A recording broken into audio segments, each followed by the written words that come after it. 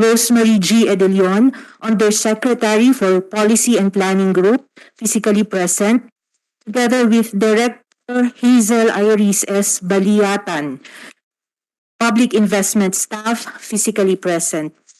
From the Bureau of Treasury, our National Treasurer, Ms. Rosalia V. De Leon, physically present, and her Deputy Treasurer, Mr. Mr. Eduardo Anthony Marino, physically present. From the Department of Budget and Management, DBM, we have USEC Leo Angelo M. Larica, physically present, USEC Joselito Basilio, physically present, Director Andrea Celine Magtalas, physically present, Deputy Executive Director Maria Dionesia Guillermo, physically present. From the Land Bank of the Philippines, the President and Chief Executive Officer, Ms. Cecilia C. Borromeo, physically present, together with Attorney Roderick E. Sacro, First Vice President, physically present, Ms. Sandra May C. Daraman, Vice President, physically present, Ms. Maria Melissa L. Bernardo, Assistant Vice President, physically present.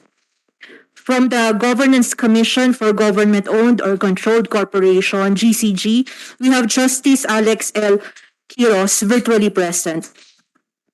From the GCG as well, Commissioner Gideon Mortel, virtually present. Director Michael Pabalinas, virtually present.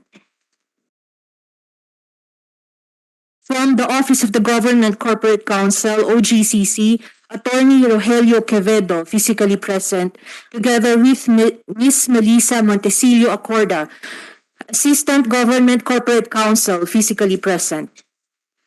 From the Securities and Exchange Commission, Commissioner MacGill Brian T. Fernandez, physically present, together with Attorney Romuald C. Padilla, General Counsel, physically present.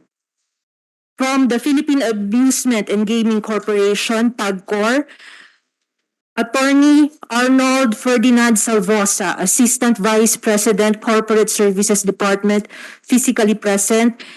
Ms. Maria Cheryl De Guia, Senior Manager, Accounting Department, physically present. Mr. Ramon Stephen Villaflor, Vice President, Corporate Social Responsibility Group, physically present. And from the Public-Private Partnership Center, we have Deputy Executive Director Jeff I. Manalo, physically present. From the National Development Company, we have General Manager Mr. Antonilo D.C. Mauricio, physically present, together with Assistant General Managers Attorney H. Mejia, physically present, and Assistant General Manager Roel Z. Mabaza, physically present. From the DTI, we have Undersecretary Irineo V. Vismonte, physically present. From the Development Bank of the Philippines, we have Ms. Veronica Ernacio and the Senior Assistant Vice President of the DBP, physically present. From the private sector, we have Mr. Ramon S. Munzon, President and Chief Executive Officer of the Philippine Stock Exchange, virtually present, and his General Counsel, Attorney Veronica G. Del Rosario, virtually present. From the Bankers Association of the Philippines, we have Mr. Antonio C. Moncupa Jr., virtually present, together with his Associate Director Arnel N. Almaden, virtually present. That's all, Your Honor.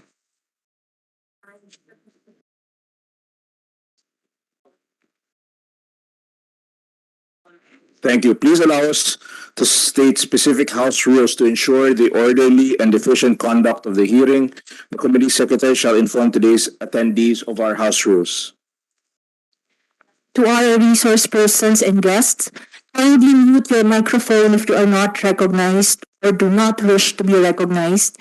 Since the visuals of the online meeting are limited, please inform the chairperson of your inquiry by first stating your name, position, organization, instrumentality before stating your concern, comment, or position.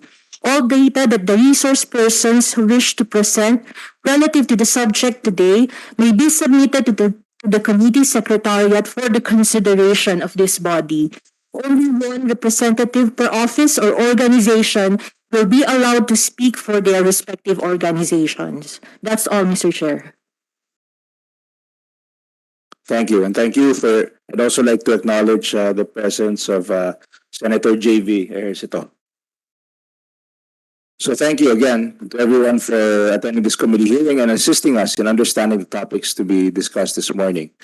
So good morning, and this is our third hearing concerning the Maharlika Investment Fund Bill, House Bill number 6608, an act establishing the Maharlika Investment Fund, providing for the management, investment, and use of the proceeds of the fund and appropriating funds thereof by Representatives Romualdez, Dalipe, Kimbo, et al. Senate Bill number 1670, an act establishing the Maharlika Investment Fund, providing for the management, investment, and use of the proceeds of the fund and for other purposes by Senator Mark Villar. And Senate Bill number 1814, an act establishing the Maharlika Investment Fund, providing for the management, investment, and use of the proceeds of the fund and for other purposes by Senator Raffy Tulfo. In the last hearing, we heard the joint position of the Federation for Economic Freedom and the Management Association of the Philippines, which was presented by Mr. Calixto Chicamco. In summary, he raises reservations of the bills under consideration. According to him, the funding source for Maharlika is a concern. He suggested that the funding for Maharlika should not come from any government financial institution or the central bank because it may possibly put the banking system at some risk. He raised concerns on the confusion of objectives, and all four objectives identified in the bills may not be readily achieved. He added that the objectives of the fund must be in such a way that it will not compete with the private sector. If so, there's no level playing field between the Maharlika Investment Corporation and the private sector. On the other hand, the Land Bank responded that investment of 50 billion pesos in the Maharlika Fund will not affect the corporation much as it will be taken from its 1.5 trillion investable funds. The BSP opined that the dividend contribution to the Maharlika Investment Fund may delay the raising of the capital of BSP, but will not affect the mandate of the BSP in promoting price stability and a strong financial system, as the balance sheets of the BSP are strong enough capacitated to perform its mandate. We note, however, that the relatively big investable funds of Land Bank are due to the low absorptive capacity of the agricultural sector. The solution is to increasing the absorptive capacity of the agricultural sector is limited by the financial constraints of government, which could be partly addressed by a well-functioning and flexible Maharlika Investment Corporation, which, although with a relatively small fund, can nevertheless encourage investments with the private sector on key sectors, including agriculture and infrastructure. Last hearing, the possible involvement of the National Development Company was mentioned. To provide our colleagues with the needed answers, we invited the National Development Company. To this hearing, we also invited the Bureau of Internal Revenue on matters relating to tax, as well as the SEC on securities regulation issues. I would like to thank my colleagues, the resource speakers, and the public for contributing in enriching our discussions on the bills under consideration. Now we continue with our discussions about the bills. May I ask the senators present this hearing if they have any opening statement prior to our discussion? And if you decide to have an opening statement, you have 5 minutes. Senator.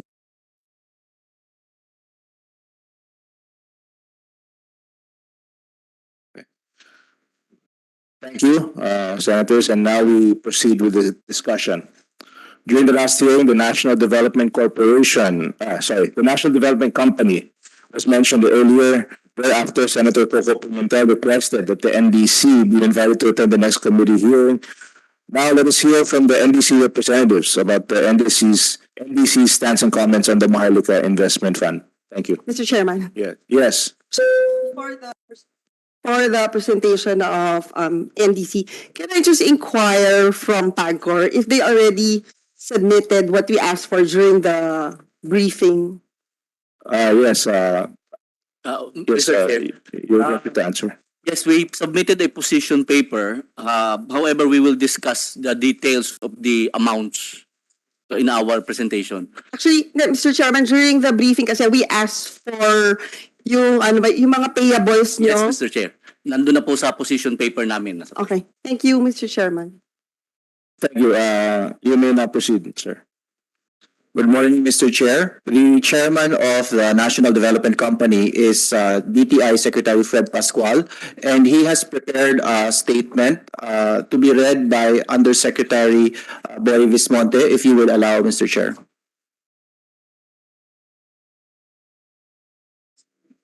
Please proceed. Thank you, Mr. Chair, and good morning to the members of this committee. The statement of support of the Department of Trade and Industry for the establishment of the Maharlika Investment Fund. The Department of Trade and Industry supports the creation of the proposed Maharlika Investment Fund. The MIF is envisioned as a vehicle for mobilizing investment resources to propel economic growth and help achieve the nation's economic goals. Given that the sovereign wealth fund has been established in almost 100 countries and used by governments in both first world and developing countries to achieve their economic objectives, the MIF is a welcome proposal for the Philippines as it will undoubtedly increase investments in the country. While its declared objective is to help fund big-ticket infrastructure projects, its creation also has the potential to bring in investments in the three key export sectors of manufacturing and transport, technology and communications, and health and life and sciences. Investment in these sectors will promote industrialization, improve productivity, and create more stable and higher paying jobs. The MIF is also expected to support high return green and blue projects in agriculture that can accelerate countryside development. We acknowledge the potential intergenerational benefits from the MIF, including increased access to future generations to income from investments, such as potential earnings from extracted natural resources, as in mining. We also note that the MIF will assert the Santiago principles and adopt safeguards to ensure operational integrity. Therefore, the DTI supports the establishment of the MIF as a vehicle that will help us achieve the goals of our country for better trade, more investments, economic growth, and ultimately prosperity for all. Thank you, Mr. Chair, and to the members of this committee. Thank you. And at this point, I'd like to ask the CE to make your statement regarding your position on the Maharlika. Mr. Chair, just a Yeah, clarificatory question. please proceed. Salamat, Mr. Chair. Just to clarify, the statement read by Yusek Vismonte is the statement from the National Development Company. Did I understand that correctly, Mr. Chair? Mr. Chair, the statement is a statement of support of the Department of Trade and Industry. I apologize, Mr. Chair. I thought that it was for the NDC. Salamat po, Mr. Chair. Does the NDC have something to say? Mr. Chair, the Secretary of DTI is also the chairman of the National Development Company. So basically, this is the statement of the National Development Company because he's the chair. Is that correct? Well, for that particular statement, he is talking on behalf of the DTI. So we have our own notes that we can state should we be asked to. Mr. Chairman, maybe before we proceed sa PSE, can we just get a brief background on NDC? Would you like to give the committee a brief background before we proceed with our other opening statements? Thank you, Mr. Chair. We have sent, hopefully it is in your materials, Mr. Chair, a presentation on NDC, which is a bit long, but I will just get to Short lang, please. Just give us a general. I'll just get give us a salient about NDC. to the salient points. Basically, okay.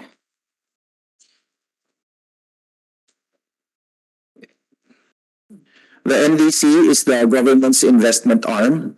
It was established on March 10, 1919, making it the oldest government investment company. And semi-private corporation back then, it later became a state-owned company in 1936. It is mandated to pursue commercial, industrial, agricultural, or mining ventures to give necessary impetus to national economic development as per our current charter, D 1648. Thank you, Mr. Chair. Mr. Chair. Yes, Senator. Thank you, Mr. Chair. Well, that was a very succinct presentation so far, but I'm sure during the hearing, several of us, I'm willing to wait my turn, Mr. Chair, just to make of record that kaya po interesado rin ako sa NDC because nabanggit din siya and our colleagues and Nancy is nodding her head as well. Nung unang-unang hearing pa lang or even in the briefing of the government's economic team, also for reasons like questions like bakit hindi na lang i-update, i-enhance yung charter ng NDC para sila yung makapag sulong ng mga layunin ng Maharlika. Salamat, Mr. Chair. Thank you, Senator. And I think Senator JV has a clarificatory question. Thank you, Mr. Chair. Just like to ask, no, as mentioned earlier, yung NDC is probably has been doing investments in the 90s, 80s, no? Which the Maharlika Fund investment is intended to do right now. Just like to ask siguro si General Manager Antonio Mauricio, what I know, for NDC was very much in investments, so lalo yung mga industrial parks, especially in the boom, Mr. Chair, of during the 90s boom of real estate, especially in the Calabar Zone area. May mga projects po ang NDC din. Mga First Cavite Industrial Estates, other industrial parks. Just like to know if is NDC still active at this time, pursuing projects that are intended to stimulate economic growth, especially like industrial parks and the like. Thank you, Mr. Chair. Mr. Chair, our presentation might answer a lot of questions. Maybe in order to save time, I can ask the Secretariat to show our presentation and we can just run through the slides very briefly. I think you should just answer the question. Okay. The Senator. Yeah. Find maybe the part of the slide that's relevant, and then Yeah. answer. Thank you. Maybe we can just forward to the projects. Go ahead. We can just, these are just the okay. So right now, yeah, this is just our history of companies and projects. So we can just proceed. Mr. Chairman, baka you can proceed dun sa current projects. Yes, ma'am. Just give us an idea of some of your ongoing projects. Yes, it's in the next slide here. Okay, these are the ongoing projects. So we have focus on the MSMEs via the Startup Venture Fund. And we are the largest single shareholder of the World Trade Center, held by the Manila Exposition Center, Inc. Next slide. San Carlos Bioenergy is our first bioethanol plant with 42 million liters annual production capacity. We also have a small hydropower plant in Rizal, Nueva Ecija, 1 megawatt mini hydro, which is a joint venture with PNO-CRC. We have a Davao Food Terminal Complex in Toril, Davao City. We also own the Philippine Mining Development Corporation as well as the Philippine Pharma Procurement Inc. We also own the Leyte Industrial Development Estate, which is a 425 hectares special economic zone. We have the Science Park of the Philippines, one of the pioneers in the private industrial estate. And actually, NDC Industrial Estate stems from the first industrial estate in the country, which is the first Cavite Industrial Estate in Dasmariñas, Cavite. We're now expanding the original FCIE to 19.2 hectares, which I have actually there are already many interested locators. And we have a multi-purpose gamma irradiation facility also in Dasmariñas, Cavite. Our projects for approval are a vaccine manufacturing facility, which will be the first in the country, We hope to invest in it by March. An integrated palm oil plantation and mill with refinery project, the e-commerce platform project of the Philippines, and a bamboo agro-industrial economic zone in Aguilar, Pangasinan, and the Center for Artificial Intelligence Research are just some of the projects. Meron pa pala. Modernization and internationalization of the first health biotechnology company of the Philippines and the solar hybrid projects. So in sum, our current projects have a value, the current ongoing projects have a value of 17.8 billion.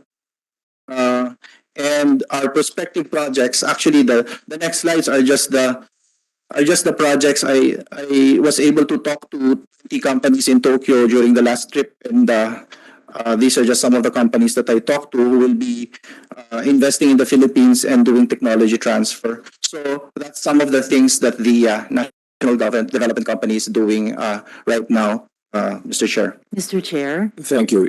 Yes, Senator. Salamat, Mr. Chair.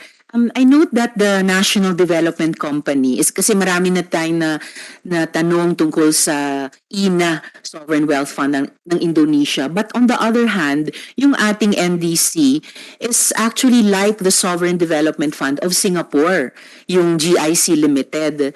So even if in broad strokes, GM Mauricio, how has the NDC performed so far?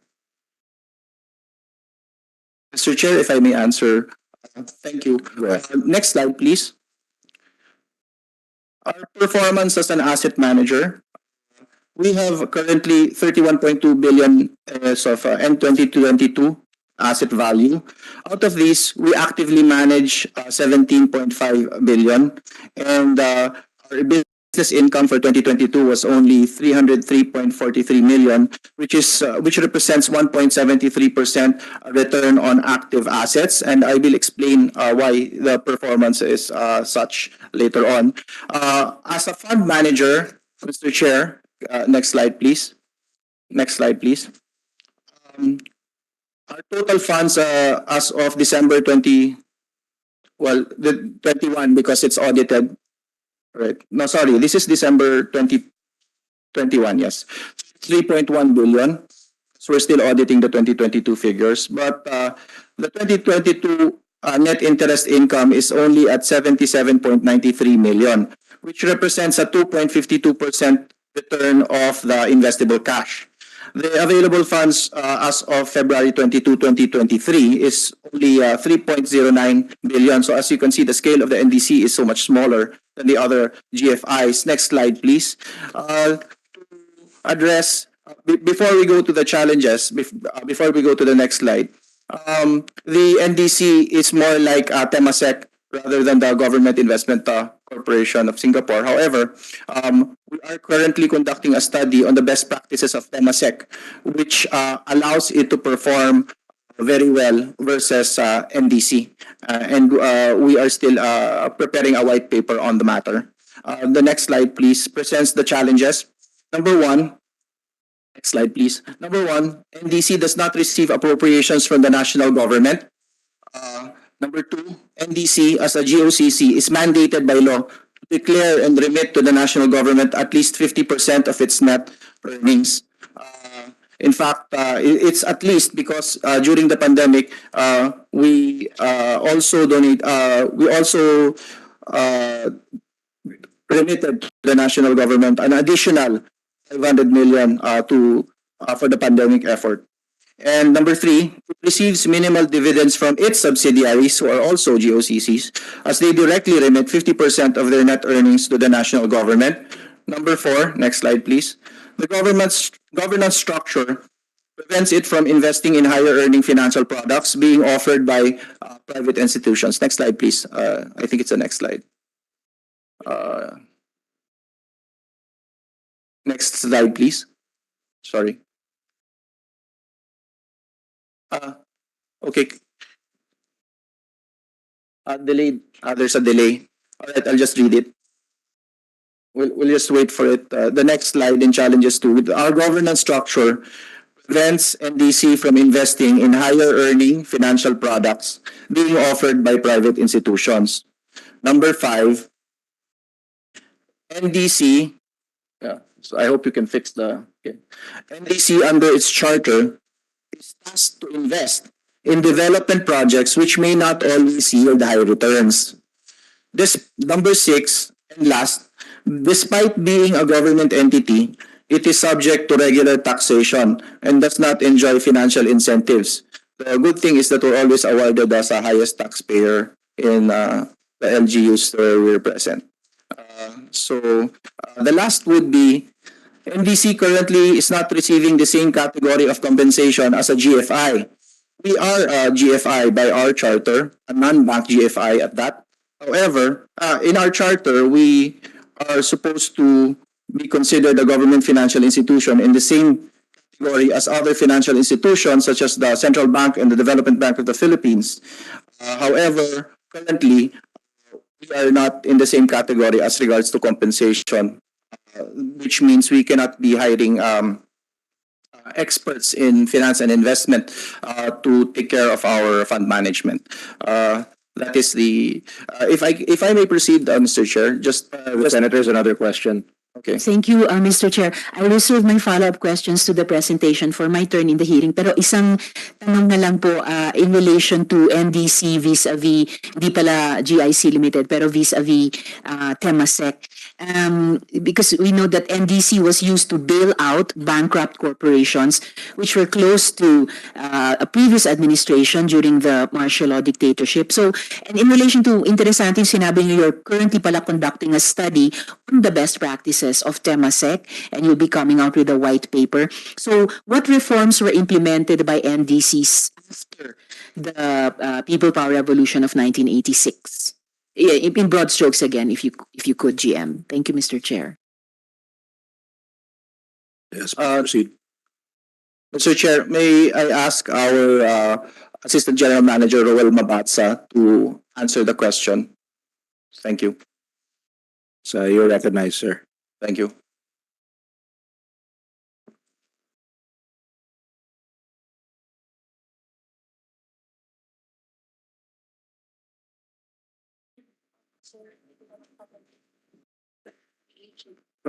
Good morning, Mr. Chair and members of the committee, if I may.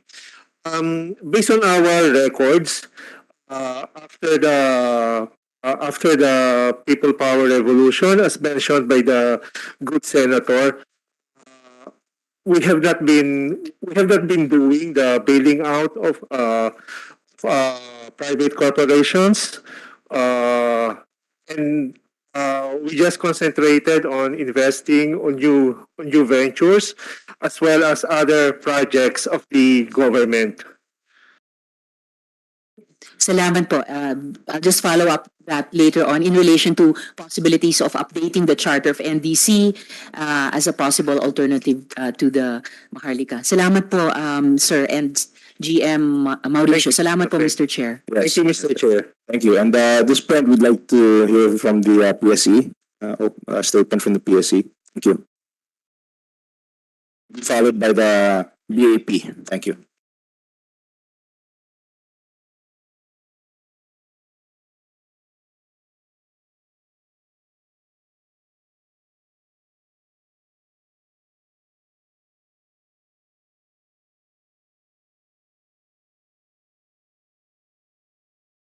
Mr. Monson, you are hereby recognized.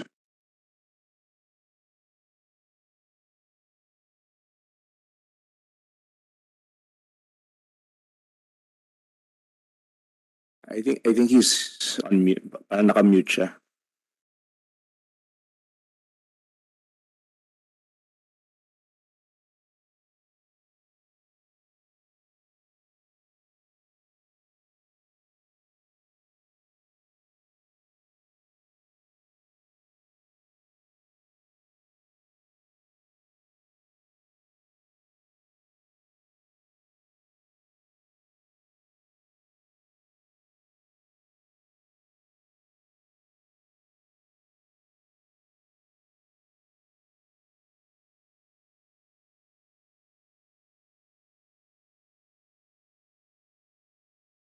I can see you, sir. Maybe you can try speaking.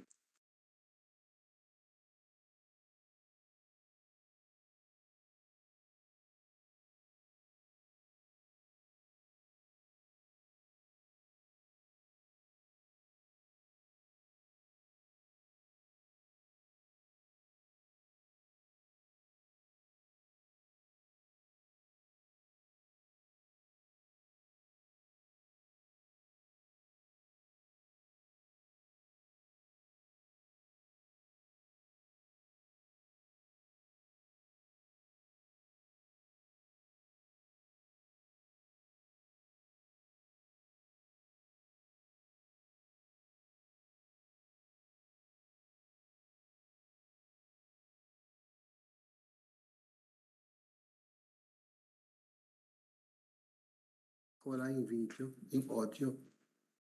Again, I think we can hear you, sir.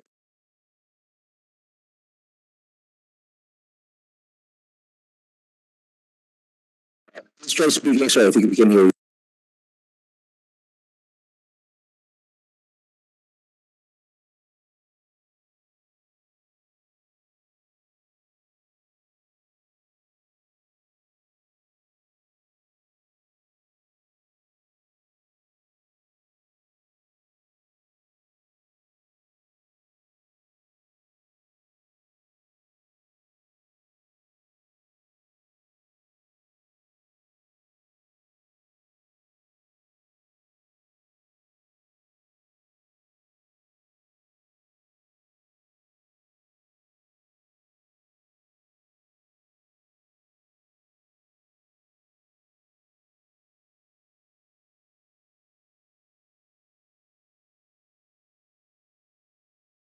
Sir, you can speak, sir. We can see you. Maybe we might be able to hear you if you can test the mic. Good morning, Mr. Chairman. I'm sorry, there were some technical difficulties. I couldn't hear you. Mr. Chairman, the Philippine Stock Exchange had previously submitted a position paper to your committee last January 30, 2023.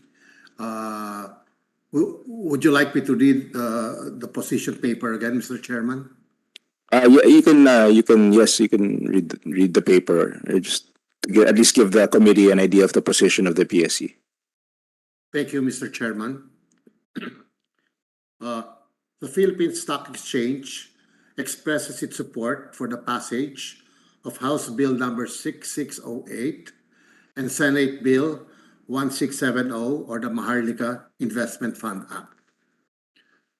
PSE fully adheres to and shares the economic manager's strategic vision of having a sovereign fund that will optimize the use of government resources by channeling government funds into high return generating investments, which can in turn provide additional funding source for the pursuit of the country's socio-economic policy priorities, such as big-ticket infrastructure projects, countryside development, and poverty reduction. As a market institution whose performance and activity are largely influenced by economic conditions, it is incumbent upon the exchange to join the country's economic managers in pushing for key economic and fiscal reforms aimed at increasing national wealth and accelerating the country's economic development. While the Philippines currently does not have surplus revenues, the establishment of the Maharlika Investment Fund is envisioned precisely to create additional funds and over time accumulate surplus wealth that can be recycled and reinvested in high-yielding undertakings. Contrary to theories that sovereign funds will only work if the country has surplus wealth, empirical data show otherwise. There are 148 sovereign wealth funds all over the world, some of which were established by countries ranked by the United Nations as among the least developed economies, such as Angola, Djibouti, Ethiopia, and Mauritania. Not all of the sovereign funds obtain funding from surplus wealth. For instance, the Sovereign Wealth Fund of Rwanda, the Agasiro Development Fund, was, up until 2020, financed by voluntary contributions from the private sector and Rwandan citizens, in addition to the seed capital provided by the government of Rwanda. Similarly, the fund's Sovereign de Djibouti funding source was not from its natural resource revenues, but from the annual rent charged to various foreign military bases hosted by Djibouti, the National Society Security Fund, and contributions from the National Investment Holding Entity, Great Horn Investment Holding. Closer to home, the Indonesian Investment Authority, or INA, is also not like the traditional sovereign wealth funds that manage a country's surplus reserves. Instead, INA was capitalized with $6 billion of government funds and invited foreign partners to come in as co-investors in various assets. Like the sovereign funds of developed countries, the MIF has the potential to address major infrastructure gaps in the country and provide the government much needed funds to deliver basic services without incurring additional leverage. We believe that now is an opportune time to establish the fund if you want to see and reap the exponential benefits of major infrastructure improvements and jumpstart the country's economic transformation. However, we would like to raise a point for clarification, which we hope will be of valuable use to the Honorable Committee in refining the provisions of the bill in relation to the mandate of the MICs vis-a-vis the proposed Section 35 of Senate Bill number 1670.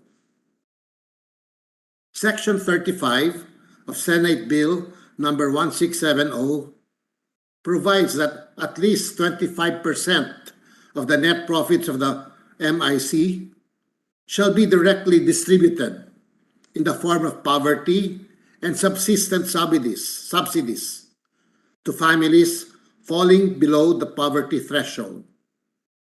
Further, the same section provides that the remainder of the net profits shall be remitted to the national government to be earmarked for social welfare programs and projects, excluding infrastructure projects. We note that the effect of the aforementioned section of the draft bill will be to fully remit the equivalent amount corresponding to the net profits for the year, and not to reinvest the same into the fund for reinvestment in other long-term investment opportunities in order to attain the objectives of the MIC. This will defeat the objectives of growing the fund to a size sufficient to build intergenerational wealth and pursue its investment goals. The Honorable Committee might want to reconsider this section vis-a-vis the avowed long-term objectives of the Maharlika Investment Fund. Given the benefits of the establishment of the MIF and subject to the above comments, we respectfully urge the Senate to prioritize the immediate passage of Senate Bill number 1670.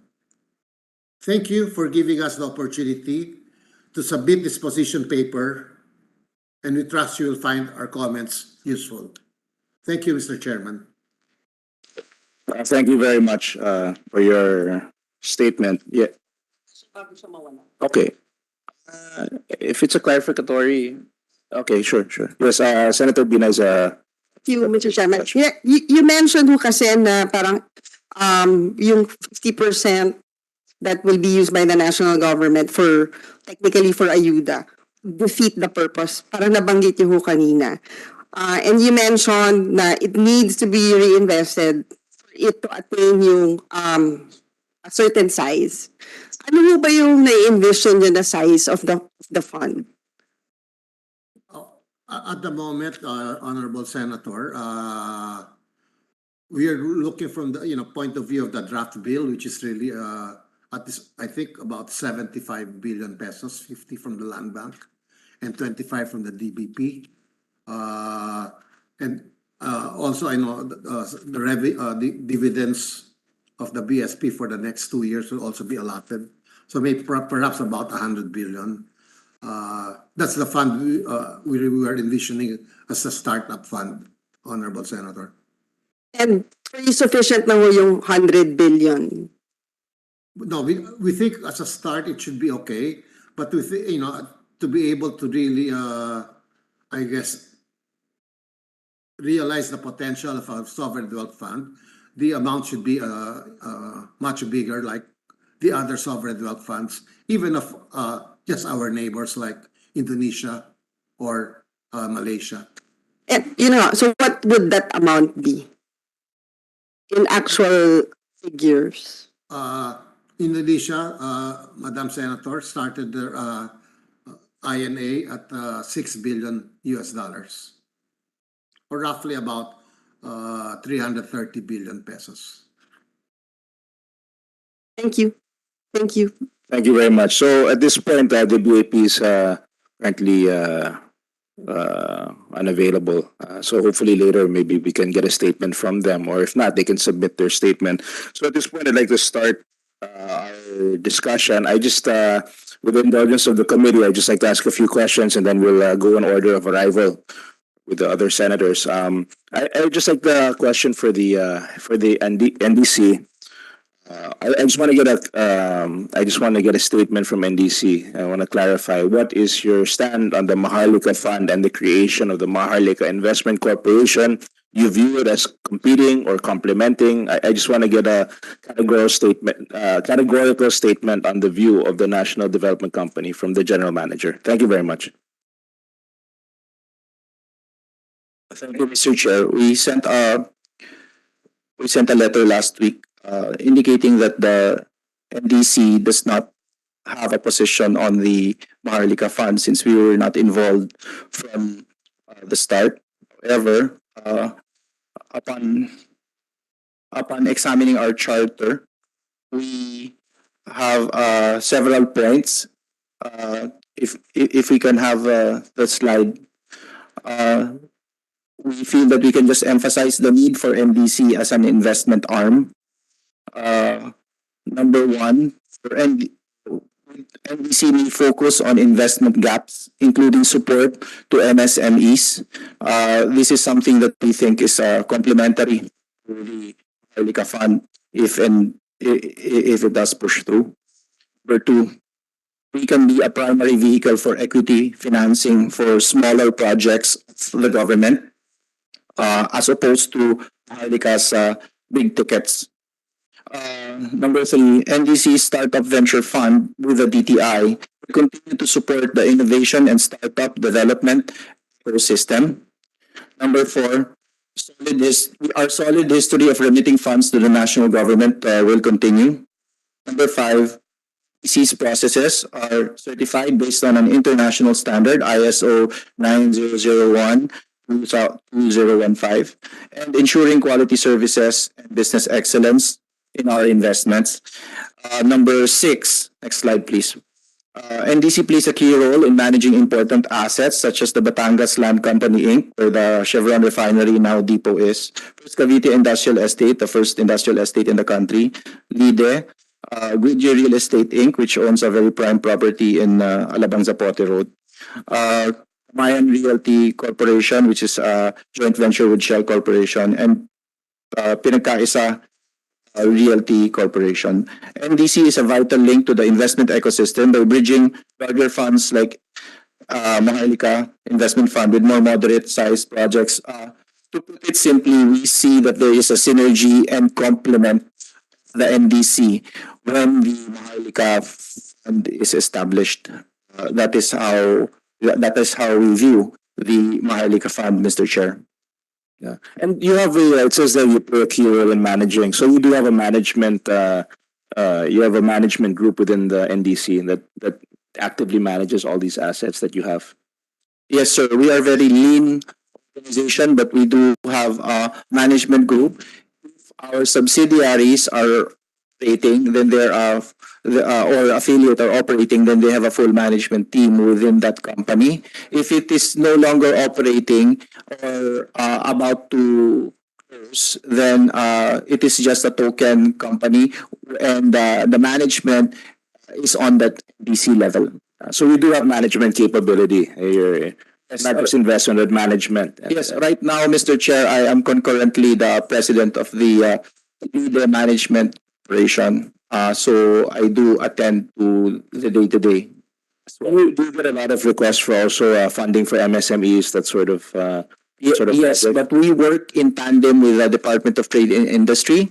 So we see the DTI handles a lot of the small businesses. They have a shepherding program within the DTI. When these businesses are maybe 3-4 years and operating well as a going concern, then the NDC comes in with equity funding, and we have a shepherding program. So that is called the Startup Venture Fund. So you're the next step after DTI. They have Yes. them in the initial, the more infancy phase. Pero pag medyo, Yeah, pag medyo yeah. mature na, papasok na kayo. And you have the capability also Yeah. to identify these small and medium enterprises. Yes, we work in tandem, Yeah. sir, with the SB Corp, the Small Business Corporation, because they are a much larger organization. So we provide equity. SB Corp provides financing, debt financing. So it works out in the startup ecosystem to support the MSMEs. So Maharlika can actually be a source of funding for these MSMEs with you, since you already have the existing infrastructure in place. Yes, sir. We were hoping to tap Maharlika once it is established for our different projects. I see. Okay, thank you very much. Thank you for the clarification, General Manager. At this point, Mr. Chair. yes, you have a clarificatory. Sure, yeah. Salamat. Please proceed. Salamat, Mr. Chair. Just a brief observation to the latest inputs from NDC. So it would still seem that for the longer part of its history, it was like Singapore's GIC, or regionally. It was also the inheritor of colonial government assets. 1919 po talaga, Mr. Chair. So maybe, as punishment for some of its past deeds or misdeeds, it was cut down to size. Its powers and staffing may have been put in the freezer. So thus it's like a micro Temasek today.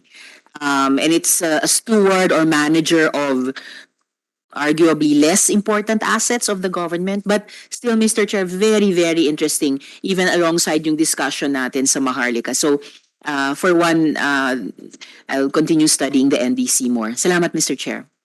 Thank you, Senator Ontiveros. At this point, I'd like to recognize Senator Nancy Binay for her questions. Thank you, Mr. Chairman. Since we're already discussing ng NDC, but for example, given more funding, hindi ba mag-level up din yung NDC? Kasi ngayon parang you're just forced to do yung mga medium type of investment because kulang nga kayo sa funding. But what if, kunyari, yung 75 billion ng land bank bigay namin sa inyo, hindi ba magle-level up din yung pasukan na negosyo? Short answer, ma'am, yes. And we are preparing the white paper in preparation for a proposal for a new charter for MDC. However, I would like to note that this will take a long time, and we feel that the government, the economic team, is on the right track in pushing for a Maharlika fund at this time, at the soonest possible time. Technically, we can do it. It will just take a lot more time than at the level where Maharlika is now. Thank you, Mr. Chair. Pero in the long run, hindi ba competition yung Maharlika Investment Corporation sa NDC? Kasi parang, why would I give my money to you when I can put it sa Maharlika Corporation na tax-free siya, mas marami siyang incentives. Mr. Chair, if I may, thank you, Senator. I'll answer that question in two ways. So, technically, yes, our charter would be a competition except for the scale and time. You know? So first, Maharlika, if you compare it with how the other funds were put up, it will take at least 2 years to set up. So we don't see us as a competition because we are already here, and we are already working on the smaller deals. We want to be able to take on bigger deals so that we can take advantage Because I am on the ground, I talk to the business people. The sentiment on the Philippines is very positive. They want to really invest. They want to know how. So while Maharlika is taking such a long time, the investments are ready. So we see this as an opportunity for NDC as a corporate vehicle and investment arm to take advantage and lagay nyo sa amin. On the long term, we don't see it as a competition because we do not intend for compete with the national government. So the Maharlika is meant to support, the way I understand it, to support the budget uh, budget limitations of the national government in supporting the projects of the different agencies. We do not have that scale. We are looking at gaps. So that the agencies may perhaps not be doing, we can focus on those gaps. So we really see there to be a synergy even when Maharlika is established. So the second part of my answer, ma'am, would be that when the Maharlika Fund is set up, necessarily it will go and set up sub-funds specific to its development focus. For example, a sub-fund on agriculture, a sub-fund on other specific areas. Because and that's where we see that we can have a synergy, complement, and value. Thank you, Mr. Chair. Okay, thank you. Sige. Question lang. Yung Maharlika Investment Corporation ba, is this a GOCC? Ano bang classification niya? I don't know, maybe from the economic team can answer that question. Ma'am, it will be set up as a GOCC. Okay. So kung GOCC siya, can a foreign entity buy into dun sa corporation? There would be funds that the offshore investment corporations can also participate. Kasi In the we're going- corporation? Dun po sa fund, kasi we have two levels, ma'am eh. You have the corporation and then you have the funds. The funds will be the entry point for, of course, the investments from the offshore companies. So in the corporation itself, walang foreign, that will be 100% owned by the government? Yes, as it is right now set up, but it can also be later on opened for joint ventures from the corporation to another corporation of an offshore company. Ano ulit yun? So, ma'am, So in the future, pwede mangyari na yes, 60% owned by a foreign company and then 40% na lang yung sa Philippines? Dun sa corporation ha? Hindi po dun sa MIC mismo, but the MIC can enter into joint ventures with other offshore companies. Yun na nga. So hindi po sila papasok dun sa Never. MIC. They can never enter into the corporation itself. Yung the MIC, hindi po pwede right now. So, Hindi na. So in the future, pwede. Based on the current legislation, ma'am, it is set up as a GOCC kasi nga po, wala pa po yung opening from other offshore companies to also participate in the corporation. But in the fund, they can participate. Hindi, yun na nga. Hindi, Treasurer Delen, yung sa fund, clear yan na they can participate. But the corporation itself, Right now, based on the current legislation, Yeah. wala pa pong ganong participation from offshore. So it can also pero saan siya papasok na in the future? Ma'am, that's why, like we were also suggesting, eventually, we can look into the possibility that multilateral companies would be able to participate, like the likes of IFC, the ADB, or even some other bilateral. So that can also be. Yun na, hindi, kasi parang I read din dun sa, so, pwede ba yun na sa GOCC, papasok na foreign? I think the OGCC has an opinion. Maybe they can shed some light on your question, Senator. Chairman. So, you are recognized, please. Thank you, Mr. Chair. The Office of the Government Corporate Counsel is the statutory legal counsel of all government corporations, and it has control and supervision over all government corporations. So, first of all, I would like to state that as as regards the NDC is supposed to invest in development projects. The proposed Maharlika Investment Fund is supposed to invest in bonds, equities, securities, so that it can invest in development projects. The National Development Company will have to rely on funds that it currently has right now or will be given to it.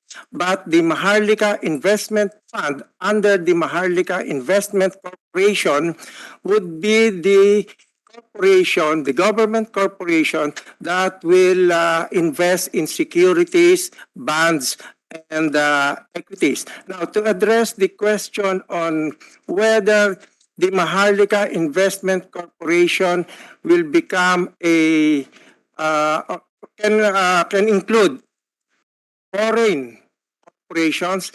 The way it is envisioned is that there will be 6 members of the board that will come as ex officio, like the president of the Land Bank, the president of the DBP, and it's actually to be chaired by the Secretary of Finance. But there will be members of the board of directors who will come from the private equity contributions. So to answer it, the OGCC also has made in its position paper so as to clarify the membership in the board of directors. We wish to point out that being a corporation, it may have to follow the provisions of the Corporation Code as regards the representation in the board of trustees or board of directors of the Maharlika Investment Corporation. So I wish to distinguish the difference between the Maharlika Investment Corporation and the Maharlika Investment Fund. The Maharlika Investment Fund will be managed by the Board of Trustees of the Maharlika Investment Corporation, which shall then now raise the funds to be contributed by other government corporations, principally from Land Bank and other banks of the country, but then it is supposed to find the maximum return for these funds. It is hoped that with the funds being consolidated on a much larger scale, then it will be in a better position to invest these funds, because as can be affirmed by the economic sectors, the size of the fund, the bigger the size of the fund, the bigger will be its ability to manage and maximize these funds. Thank you, Mr. Chair. Mr. Chair, just a follow-up. Ang tanong ko kasi, in the future, parang nabanggit ni Treasurer Delen, in the future, yung corporation pwedeng magkaroon ng foreign entity in the Maharlika Corporation. Pwede po ba yun? Under the proposed bills, pwede po yun. And they will Under be the, represented. and as the OGCC. Tama ba yun? Pwede po yun. Kaya po ang request po ng Office of the Government Corporate Council, let us put in the proposed bill on how these foreign investors will be represented in the Maharlika Investment Corporation, because the bill proposes 6 members coming from the private sector. So our proposal is that the bill also lays down the parameter on how these 6 seats in the board will be allocated. It is proposed And that after meron ho ba tayong existing GOCC na may foreign entity in the board? Or he owns the corporation? meron po yatang mga government corporations na nag-invest sa government corporations, provided that the Constitution requires that the control should be under the government. Like what corporation po?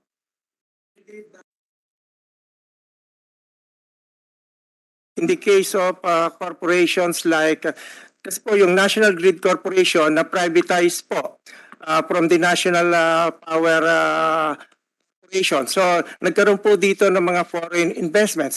But, meron pa rin po ritong control ang National A Power Corporation. corporation po na hindi privatized. It's still a GOCC pero may foreign entity dun sa corporation. Pwede po, Mr. Chair. Pwede po na basta ang government corporation ay merong investment ang government. Pwede Yeah. po. Yung sa investment po, naiintindihan ko yun na pwede tayong na pwede may pumasok na investor dun sa investment. But yung corporation itself, yung board itself, meron ho ba tayong existing na GOCC na dun sa board na yon may nakaupo na foreign entity? Ang binanggit ko po kanina, yung katulad po ng National Grid. Ang Pero chair hindi po na ng counted China. yun dahil privatized na siya eh. Meron pa rin pong ownership doon ang I think National Development Company. I think the National Development Company wants to comment on that. Due respect to Justice Roger, The National Development Company owns subsidiaries, the 40% of which are owned by foreign companies, because it was gained by the National Development Company through the Laurel Langley Agreement. So Chevron is 40% owner of the Batangas land, which is a GOCC. 60% is NDC. Same thing with General Electric, and Goodyear, and Shell Corporation. So these are 40% owners of GOCCs. Yeah, but sa National Development Company, We are 100%. wala kayong foreign entity. We are also a GOCC, 100% owned by the national government. Yun na nga. But in the Maharlika Corporation setup, in the future, pwedeng magkaroon ng foreigner dun sa board. Tama po ba? And would this be the first time na magkakaroon tayo ng GOCC na may foreign entity dun sa board? Kasi nga po yung mga subsidiaries, katulad po ng example ng sa National Development Company, yung mga subsidiaries niya, Hindi nga. meron pong Naiintindihan ko yung mga subsidiaries kasi parang nag-invest si NDC. But technically, this is the board that will manage the fund, right? So, meron ho bang kapareho ng Maharlika Corporation na kung saan nagkakaroon ng foreign entity? Meron ho ba tayong existing na GOCC na may foreign entity na nakaupo din sa board? yun pong subsidiaries ng National Development Company ay government GOCC din. po ang classification nila. GOCC din.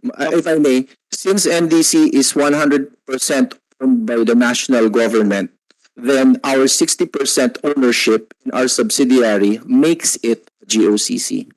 So when you're asking if there is a current GOCC where foreigners are seated on the board, well, we have 4 under the NDC, and they are GOCCs. And they sit on our board. The foreigners sit on our board Marami po. of these Sagot ko, companies. Marami po. Kasi po yung mga subsidiaries ng mga government corporations, they are also classified as GOCCs. So can we ask Kuya, paano yung auditing procedures dito sa mga GOCC na merong foreign entity?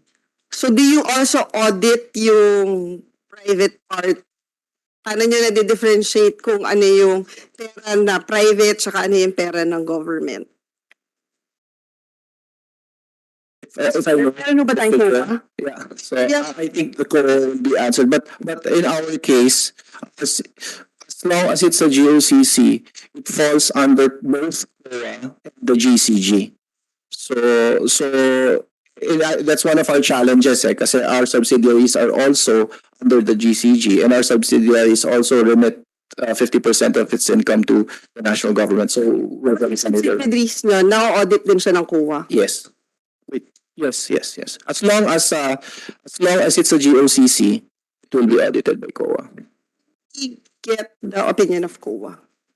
Yes, I will direct the secretary to please communicate that request and get the opinion of the COA. May Kuya ba tayo, Mr. Chairman? Ma'am, may I I think there's we have someone from the COA online now. Yes, can we ask them to give us a statement? Thank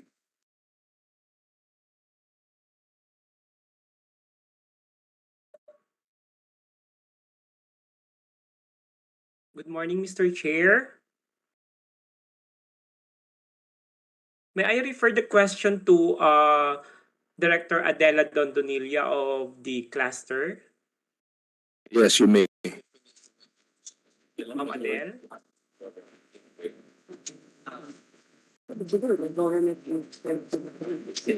Yes, board chair and members of this committee, the audit of NDC is under the jurisdiction of the COA Corporate Government Audit Sector. We have an assigned audit team with NDC. Unfortunately, we have no representative coming from the audit group who is present now at this committee hearing, since no invitation for the auditor was issued to them. Since we just invited representatives coming from the banks who are directly involved in giving an opinion on the proposed Senate bill. In that case, NDC was not yet invited. Maybe we can increase maybe you can increase the volume a little bit so we can hear it. I think the Senator Bina is difficulty. He was not able to catch that. So if you can repeat and increase the volume. Yes, Your Honor. This is Director Adela Dondonilla, the Director of the COA Corporate Government Sector Cluster 1. The audit of the NDC is under the jurisdiction of the COA Corporate Government Audit Sector. Unfortunately, we did not provide a link for the auditor of NDC, considering that we only invited auditors heading the government financial institutions, particularly the banking cluster, which is under my direct supervision. So as of now, we don't have any representative from the audit group of the National Development Council Corporation, but it is under the jurisdiction of our sector, the corporate government audit sector. Siguro, Miss Adela, I don't know if you can answer. Ano ba yung auditing procedure pag commingled yung funds? Kung may government money and then may private sector money. Because I think eventually magiging ganito yung mangyayari doon sa Maharlika Fund. Yes, Your Honor. In fact, in one of the comments in the position paper that we have submitted for the proposed Senate bill, we also raised that issue, considering that in the case of the MIF, the fund for the MIF, wherein there will be investments coming from the private and the government sector. We raised the issue as to the extent of the audit of the Commission on Audit. As a process, we only audit funds coming from the government entities. So if MIC is considered as a corporation, then it will be subject to the Commission on Audit jurisdiction. However, if in the future it will be also be funded out of foreign private entities, then the audit jurisdiction should be clearly established in the bill, because there will be a problem as to the extent of the audit of the Commission on Audit. So ano nakikita niyong solution dun sa ganong scenario? Because the suggestion is to get a third party. Would that be allowed by COA rules? How can the fund be compliant with COA auditing procedures? Your Honor, I think referring to the engagement of an external auditor coming from the private sector, That is as far as the MIF, the fund, is concerned. We also cited our comments and recommendations in our position paper.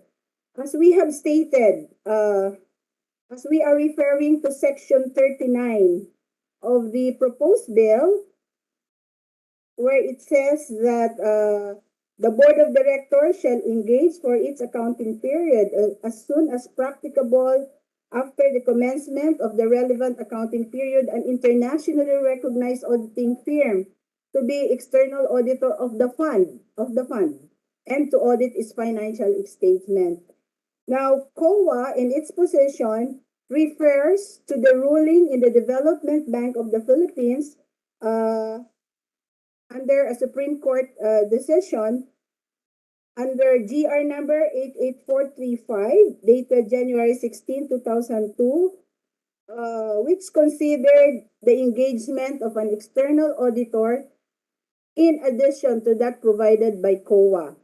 So, to summarize that Supreme Court ruling, it says there that COA's findings and conclusions necessarily prevail over those of private auditors, at least insofar as government agencies and officials are concerned. The findings and conclusions of the private auditor may guide private investors or creditors who require such private audit. Government agencies and officials, however, remain bound by the findings and conclusions of the COA, whether the matter falls under the first or second paragraph of Section 2, unless, of course, such findings and conclusions are modified or reversed by the courts. Meaning, findings of the Commission on Audit are reversed by the Supreme Court because as a constitutionally mandated institution, only the Supreme Court can reverse the findings of the Commission on Audit. So that's included in our position paper, Your Honor.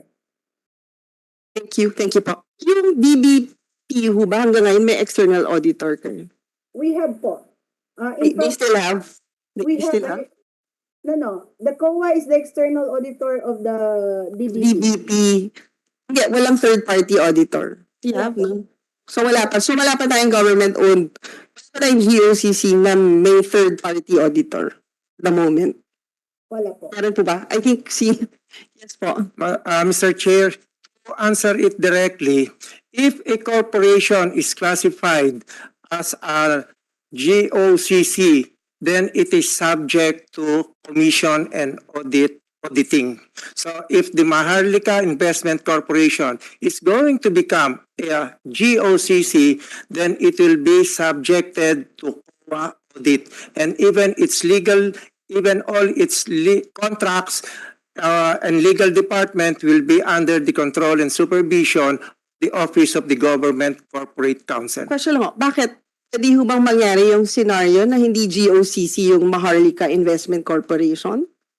Pag kinlassify nyo po, nasa sa inyo po, na that is part of the plenary power of the legislature na... Meron na ho bang ganon? Pwede po.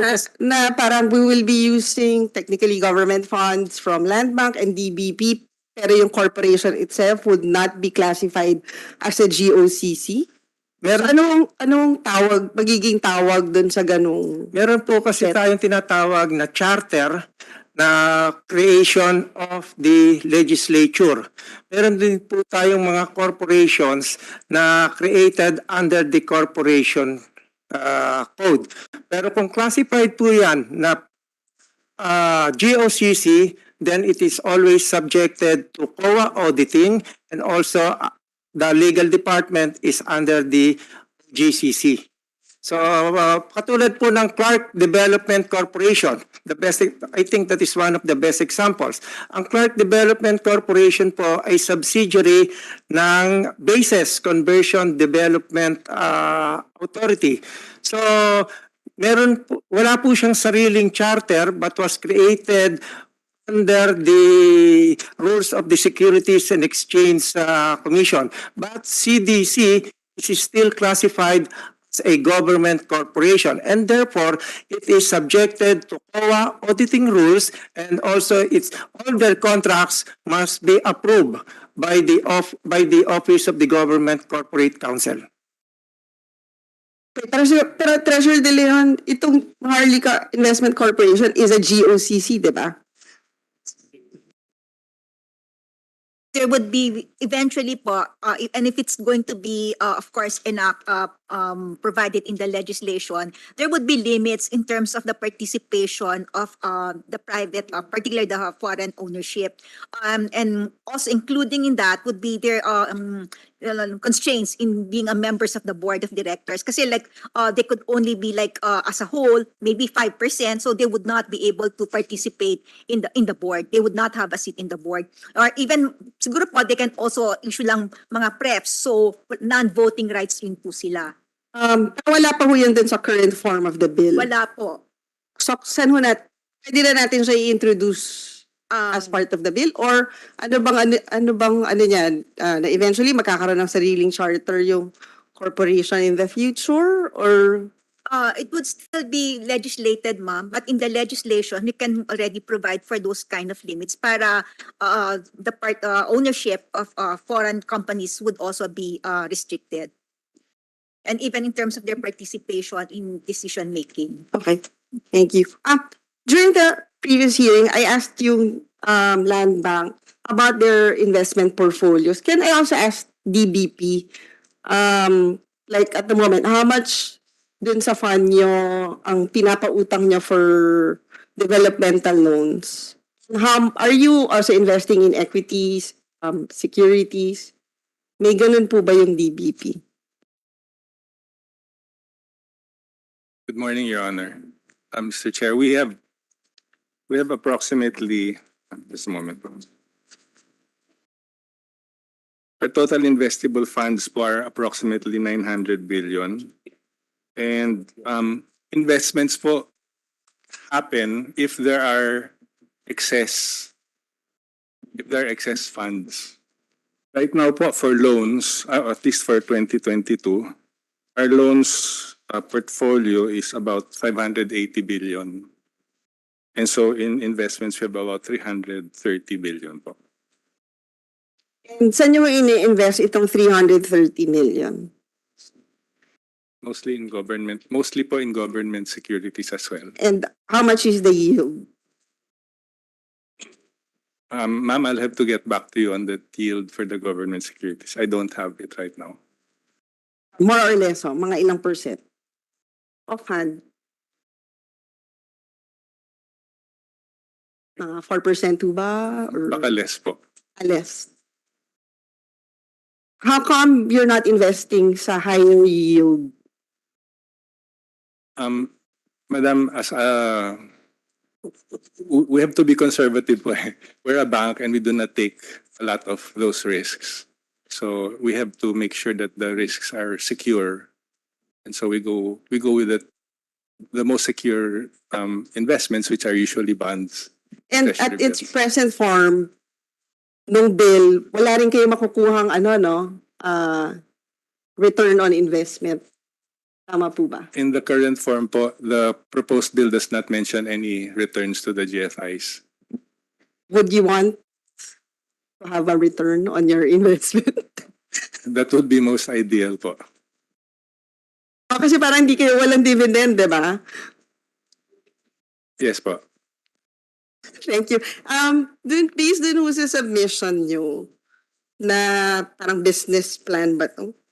Business proposal for the MIF. Na-stress test nyo ho ba tong mga Yes, ma'am. So we did simulations. And Kaso lang di ba nagbago na yung BSP sa inflation projection nila for this year, di ba? Parang it's 6% already. for the year, ma'am. But For the year. Yeah, we're looking at the long term average. Of course, they're still maintaining the target of 2 to 4%, ma'am. Kung going back dun sa stress test. So we did runs po several iterations in terms of the our yung pong investment for both the capital and the sectoral investments. So what we have right now is in terms of yung pong 10-year average po nun. So ma'am, if ever if I may so on a very conservative portfolio po, now we put everything just in the capital market investment, which would include po yung mga developed market equities. We identified proxies kasi po, mga emerging market equities, private equity infrastructures, and also money market funds. So if everything is placed 100% lang sa capital market, it would yield us on a 10-year average return 6.51%. So that is of course higher than the yung pong target inflation of 2 to 4%, and even higher than our 10-year average for our 10-year GS of 4.7%. On the aggressive position naman po na everything would now be placed dun sa mga sectoral investments like power,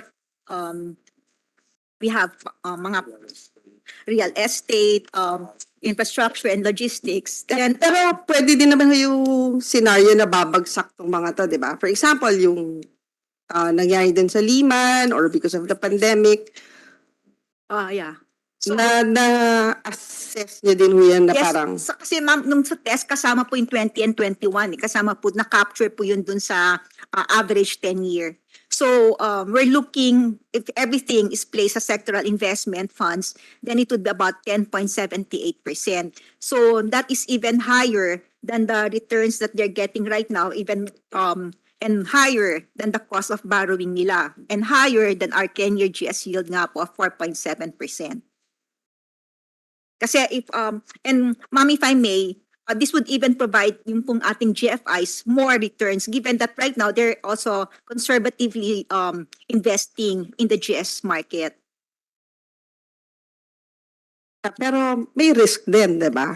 Ma'am, kasama naman po yung when we evaluated, kasi when we looked at the proxies, kasama rin po yung the risk profile of these different proxies that we also used. So like for example, sa land bank, di ba meron kayong investment na 15%? Yeah. Securities mo ba yun? Okay, through the chairman, good morning, Senator Binay.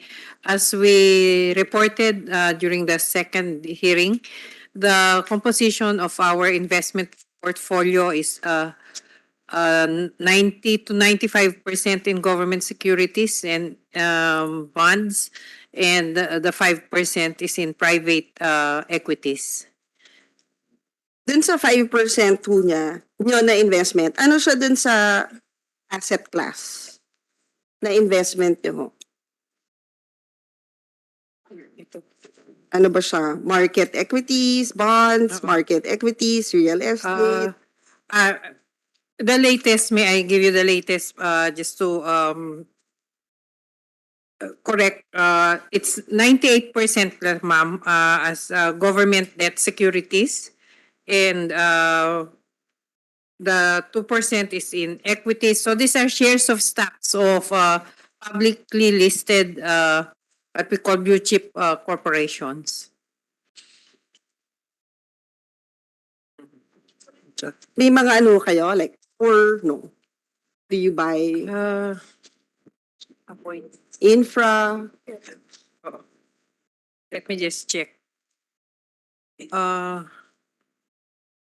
Yes, we do have investments in equities of big companies into power, real estate, and major infra, and communication.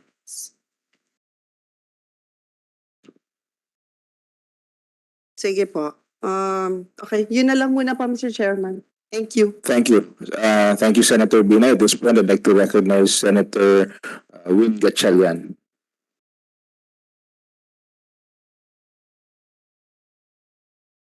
Thank you, Mr. Chair. Mr. Chair, I'd like to take off where Senator Binay ended earlier. I was reading through the proposed law. This is the Senate version filed by the chair. and correct me if I'm wrong, no, Treasurer Leah. The MIC will be the manager of the MIF, correct? And I'm looking at the structure of the MIC, and it seems to me that the MIC can attract investors outside. Tama po ba? Can attract private investments or private Fund. capital. The fund, Senator, right now, in the current version, it's the fund. So they come in at the fund level. Yes, sir. Okay, but they get representation at Oh. the corporate level, No, correct? right now po, no, because the corporation is only represented by the founding members and the Secretary of Finance, and the advisory board would also recommend who would be the independent directors. But here in the in section 19, 6 regular members representing the contributors to the fund, with the seats distributed in proportion to the corresponding investments. So in other words, if there's a private equity coming in at the fund level, they're also represented at the corporation level. Tama? Right now, sir, kasi the way it is written, the founding members are really just Land Bank, DBP, for now. But there are reserved seats. There are Yeah, 6 yes, seats reserved for. This would really be for those nominees coming from Land Bank and DBP.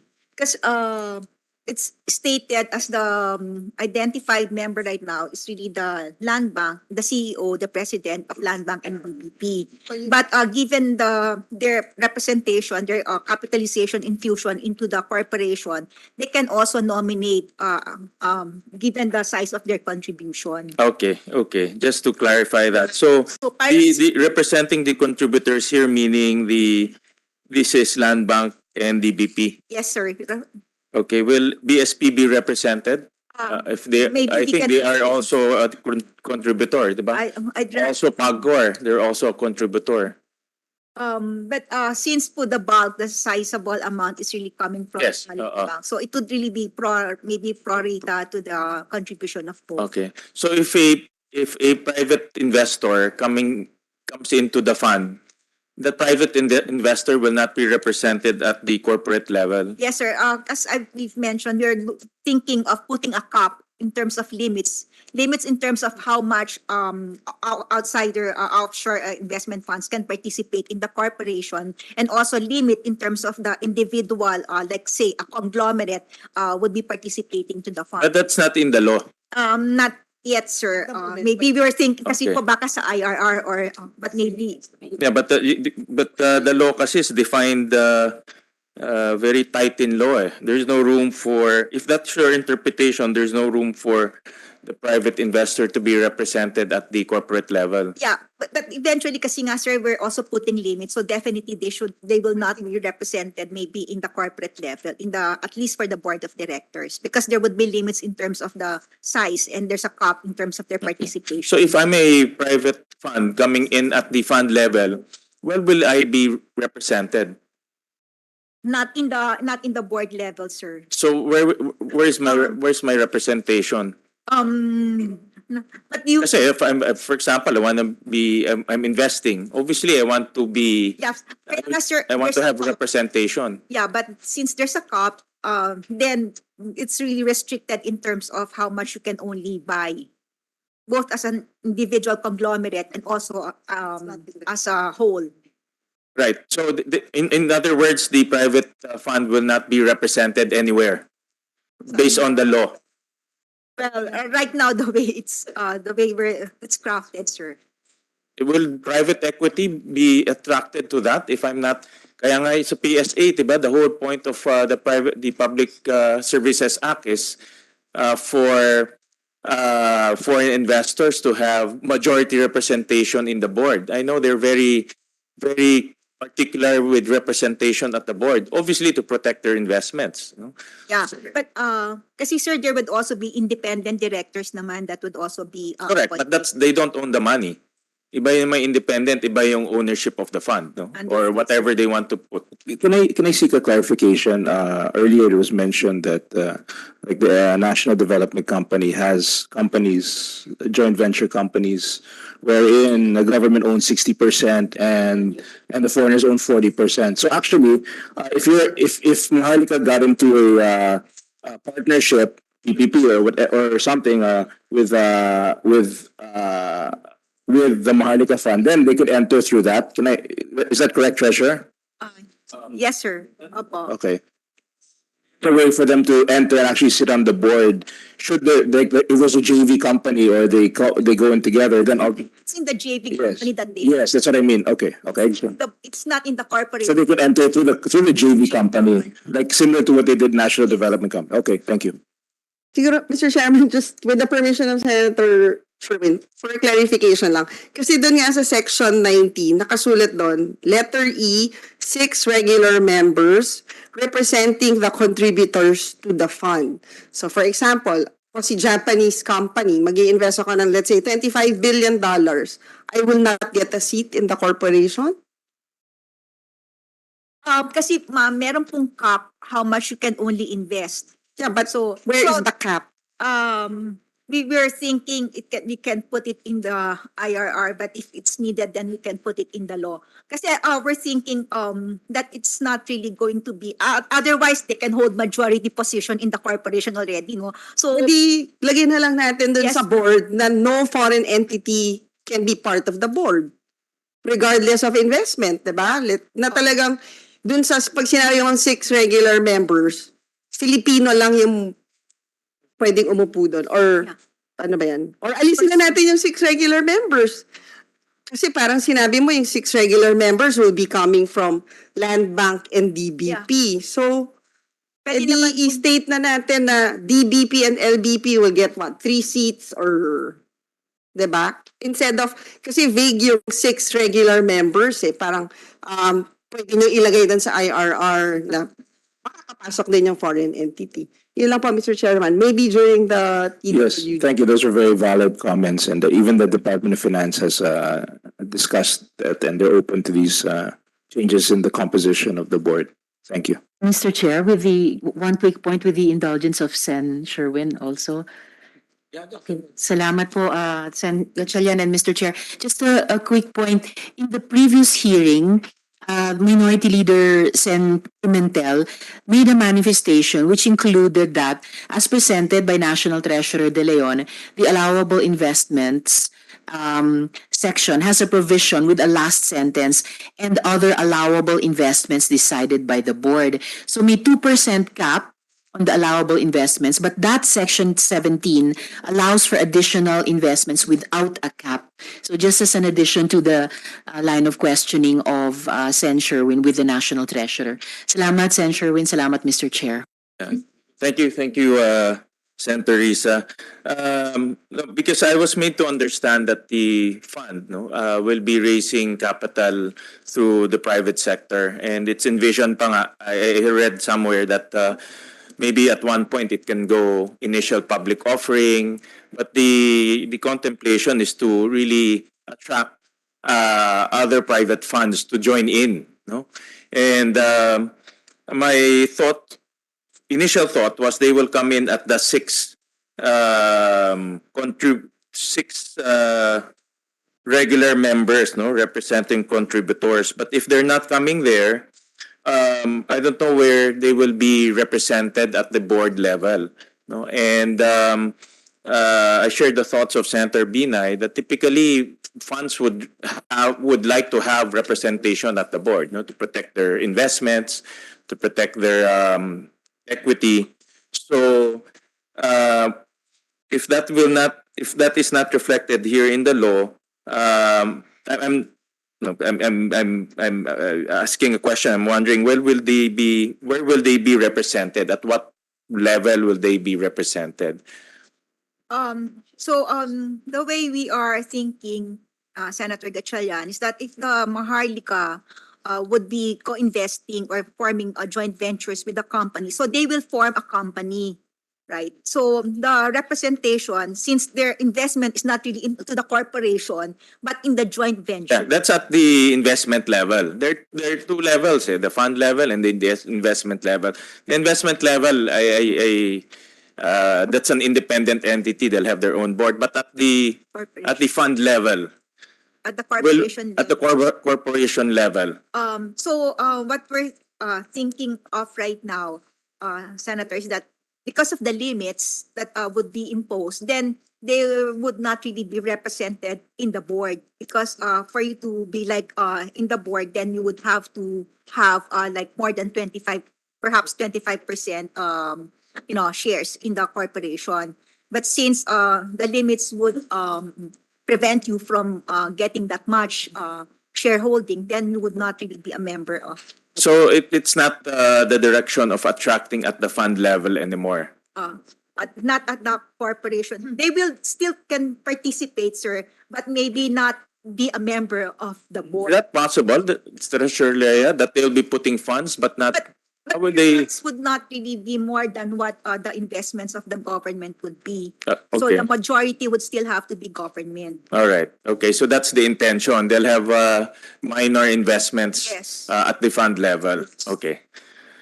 My next is also from Senator Binay on the issue of auditor. I read here in section 29, engagement of an external auditor. This is normal for any fund, no, to have an external auditor. In fact, I commend the levels of safeguards in the law. There's an internal auditor, there's an external auditor, and also the Commission on Audit.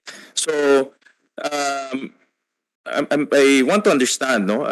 So they'll be getting an external auditor, internationally recognized. This is probably the one that will audit the books, sign the annual financial report, and publish it, no? And then you have the COA. What is the relationship between the external auditor and the COA? How will they be operationalized? No? There'll be an external auditor auditing and there'll be COA auditing. So how will this be operationalized?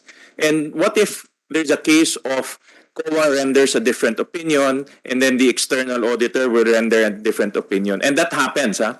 In fact, in the local government units, different COA auditors will have different opinions. No? And that's a well-known anecdote. No? So number one is, how will this be operationalized? You have two auditors auditing the same entity. And what if there will be conflicts in terms of opinions? Who will be recognized? Which auditor will be recognized? First of all, Senator, it's envisioned that we also have an international external auditor, given that we will also be wanting to attract foreign investors into the corporation and into the fund. So you just also have to make sure that it complies with the international accounting standards, reporting, etc. But I think the opinion of COA is that in case of conflict, then it would have to be COA that would opinion that will prevail. Permission of Senator Gatchalian. Yung sa Malaysia ba may external auditor na international? We will check muna, ma'am. Parang wala yata eh. We'll check muna po. Be in the law, Treasurer, that COA in loosely, no, in cases where there will be conflict of opinions, the opinion of COA should prevail. Is that a sound provision? Because typically, I know, for example, KPMG. No? KPMG is an internationally renowned auditor. No? And if they sign their books, typically everyone acknowledges it's accurate. But COA obviously is a domestic entity. No? So even though they sign their books, I don't know if foreign entities, especially if you plan to attract minor investment to the fund, will they recognize the signature of COA? No? This is taking into consideration a international perspective on the fund. No? So Sir, I think Section 40 provides that on the audit of the COA, and under that section, it provides that COA will prescribe the guidelines of the audit of both the corporation and the fund, and the COA will be coordinating with the external auditor as provided in Section 37. Yeah, I saw the coordination, but I'm just coming up thinking out loud, no, on extreme cases. For example, they just come up with a different opinion. Nangyari kasi yan eh. No, that's why normally I only have one auditor, no, but in cases where they have different opinions, no, who will prevail, no? But if COA is the one you are saying, then I'm just again thinking ahead. Will that be a sound provision in the law, no? Considering that we are internationalizing this fund, no? So maybe a point that we should think about now moving forward. And Attorney Quevedo. Thank you, Mr. Chair. As stated already by the Commission, citing the Supreme Court ruling of DBP, then it is the COA that will prevail. It has the constitutional power to audit all government-owned controlled corporations. So we cannot legislate. If it is the Supreme Court has already ruled that all government-owned and controlled corporations subject to COA auditing rules, then it will be COA that will prevail. If we are to legislate that the auditors will prevail against that of COA, then the Supreme Court will simply strike it down. I think that is the best way to answer it. If it is a government corp, if it is a GOCC, then under the ruling in DBP by the Supreme Court, then the Commission and Audit will prevail. Ma'am, to your question po on Kazana, Ernst & Young is the auditor. So they had an internationally renowned external auditor, tapos natangayan pa sila ng malaking pera. Ma'am, that's Kazana, hindi po yung... Hindi yung we will check with yung M1DB. Thank you. That's something to think about, Treasurer Leia, no, on the auditing principles. And then, Mr. Chair, I was in receipt of, I think this is from Treasurer Leia also, a proposed business proposal. Maybe hear from Treasurer this business proposal so we can put it on record. Yes, please proceed. And it has been submitted to the committee, so it's in the record. But anyway, we can have the treasurer elaborate. So, if I may, Chairman, in the submitted business proposal, that what we have developed is something that would also adhere to the dual objectives of the fund, of optimizing the financial returns, and of course, accelerating the development of infrastructure and other priority projects. For the MIC, we envision that it would be maintaining two major sub-funds. Specifically, first, we have a capital market investment sub-fund that will prioritize the generation of returns from investments in a diversified portfolio of capital market assets to meet the former objective. The second investment sub-fund, which is on a more sectoral basis, wherein it will participate in various high-return projects that are strategically relevant to the country's sustained development in order to attain the second objective. So, for the methodology, the potential returns of the MIC has been estimated using the following approach. First, we identified the investment vehicles and the corresponding allocation profile for each of the two major sub-funds. And this was accompanied by sort of mirroring the portfolio, the strategic asset allocation of an established sovereign wealth fund in the region. Second, we also tried to identify the appropriate domestic funds, holding companies, and indices, when available, that will serve as the proxies for determining the return of each asset class. And finally, we generated the potential long-term rate of return for each asset class using statistical techniques and matching the resulting returns with the portfolio allocation assignments to produce a 10-year series of aggregate portfolio returns. So for the capital market investment sub-fund, the investment vehicles or local proxy used were the developed market equities, nominal bonds, those that invest in emerging market equities, real estate, and private equity infrastructure. For the sectoral investment sub-fund, we also identified investment sectors and local proxy companies, and these are in the sectors of power, real estate, infrastructure, and logistics.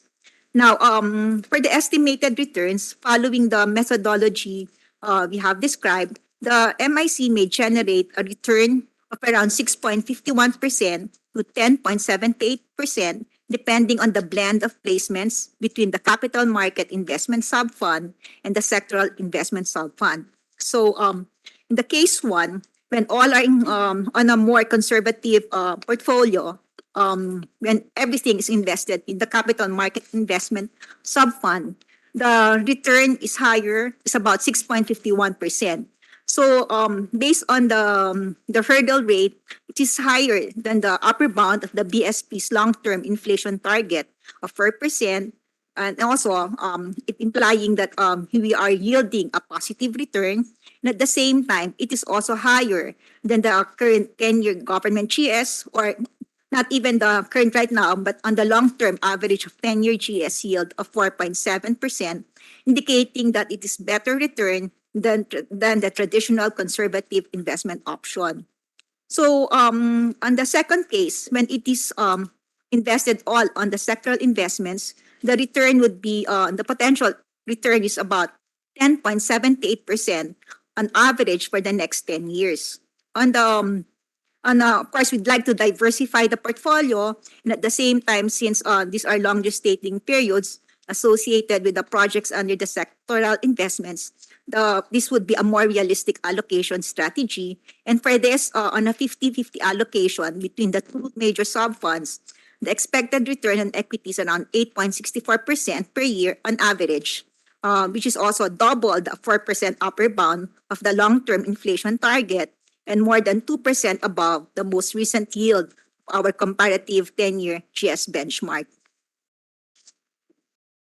Thank you, Treasurer. So basically, what you're saying here in the business proposal, if it's 100% in capital markets, it's 6.5% return for the next 10 years. If it's purely on sectoral, which is infrastructure mostly, will be 10.78% return over the next 10 years. If it's 50-50, it's 8.64%. No? I'm just curious on the infrastructure asset, no, infrastructure investments. I think the capital markets is quite straightforward. You can get proxies on the internet, no? And a lot of them are either indexed to a bunch of equities, so it's easy to get some form of proxy for that. But for the sectoral investment fund, in which this is one of the main reason why we are creating the Maharlika investment fund, how did we get the 10.78? Yes, sir. Go ahead. Yes. We identified the returns on the various infrastructure companies, those that are concentrated on power, of course, the mixed bag of infrastructure, and also logistics and real estate.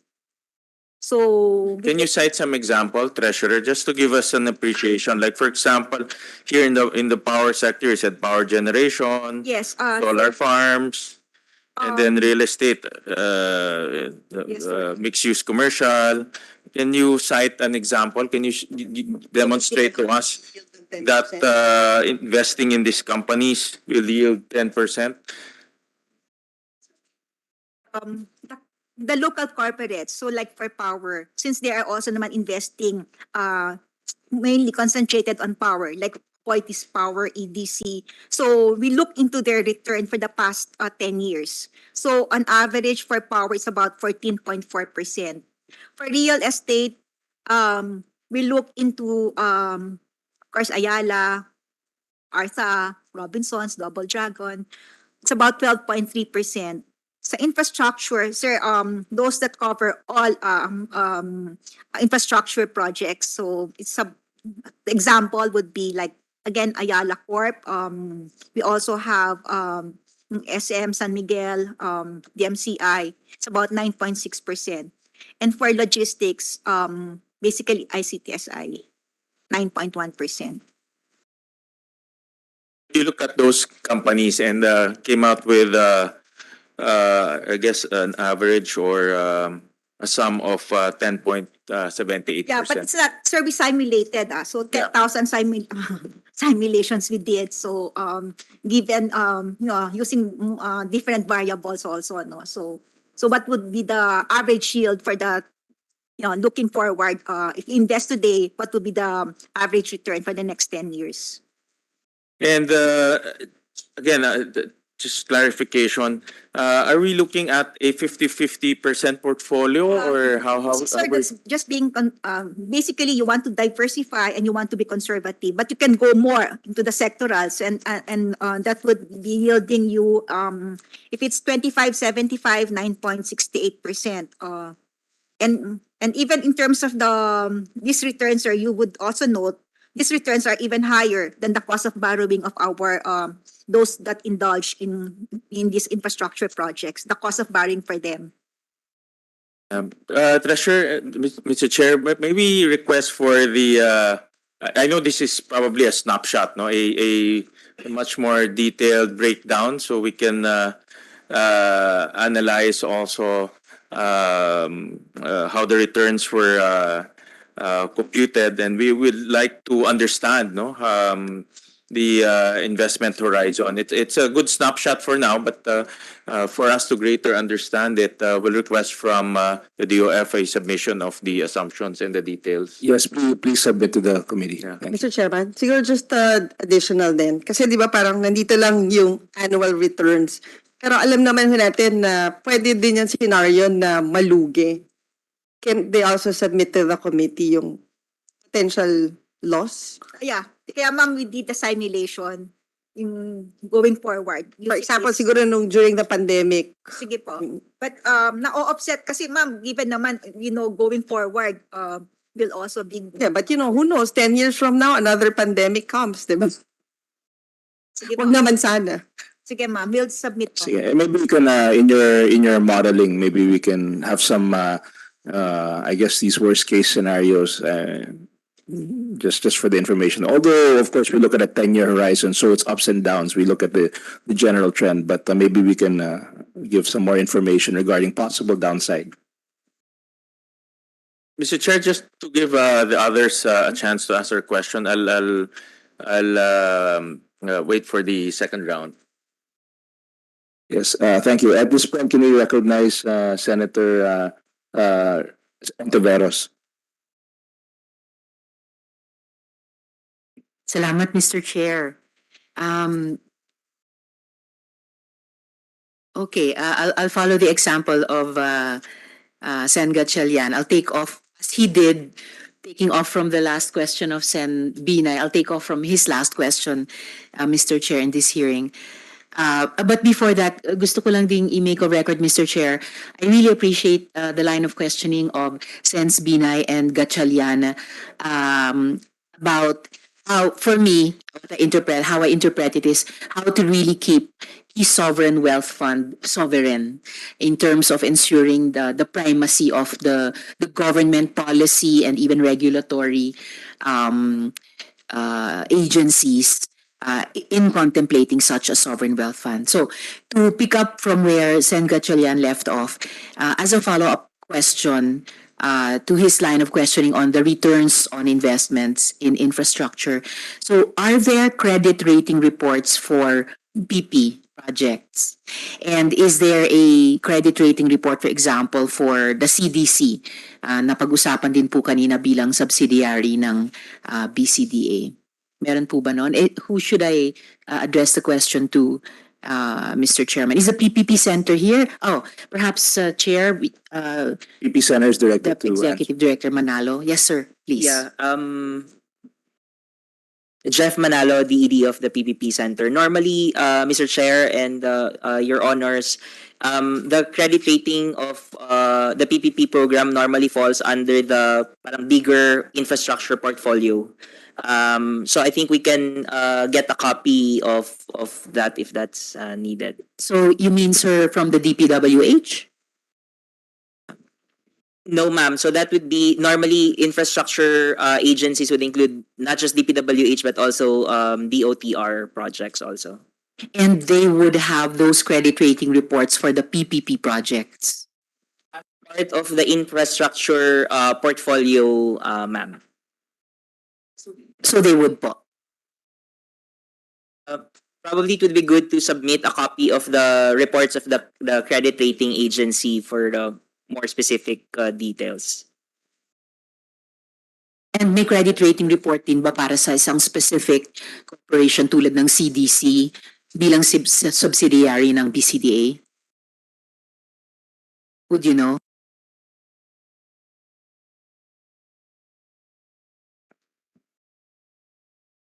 Kasi malamang ito rin yung pag-aaralan ng mga sabi natin possible foreign investors sa Maharlika.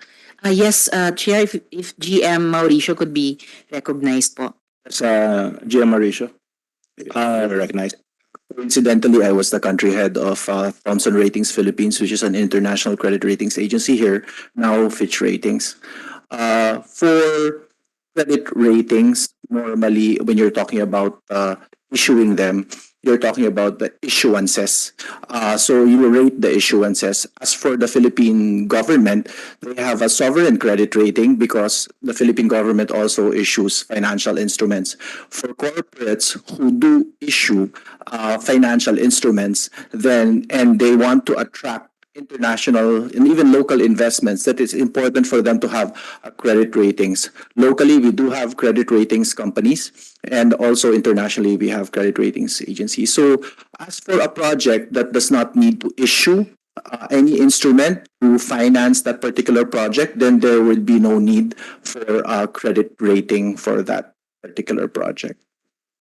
So for example, there would be no need for credit ratings for credit ratings reports for agencies like CDC under the BCDA. Has now Fitch ever issued credit rating reports for such entities? They would issue the company, for example, opens its shares for sale. So they would have to have an external party like a credit ratings agency look after them, because the purpose of the credit ratings is really the creditworthiness of the issuer. What is the risk for the investor to get back his money at the appropriate time?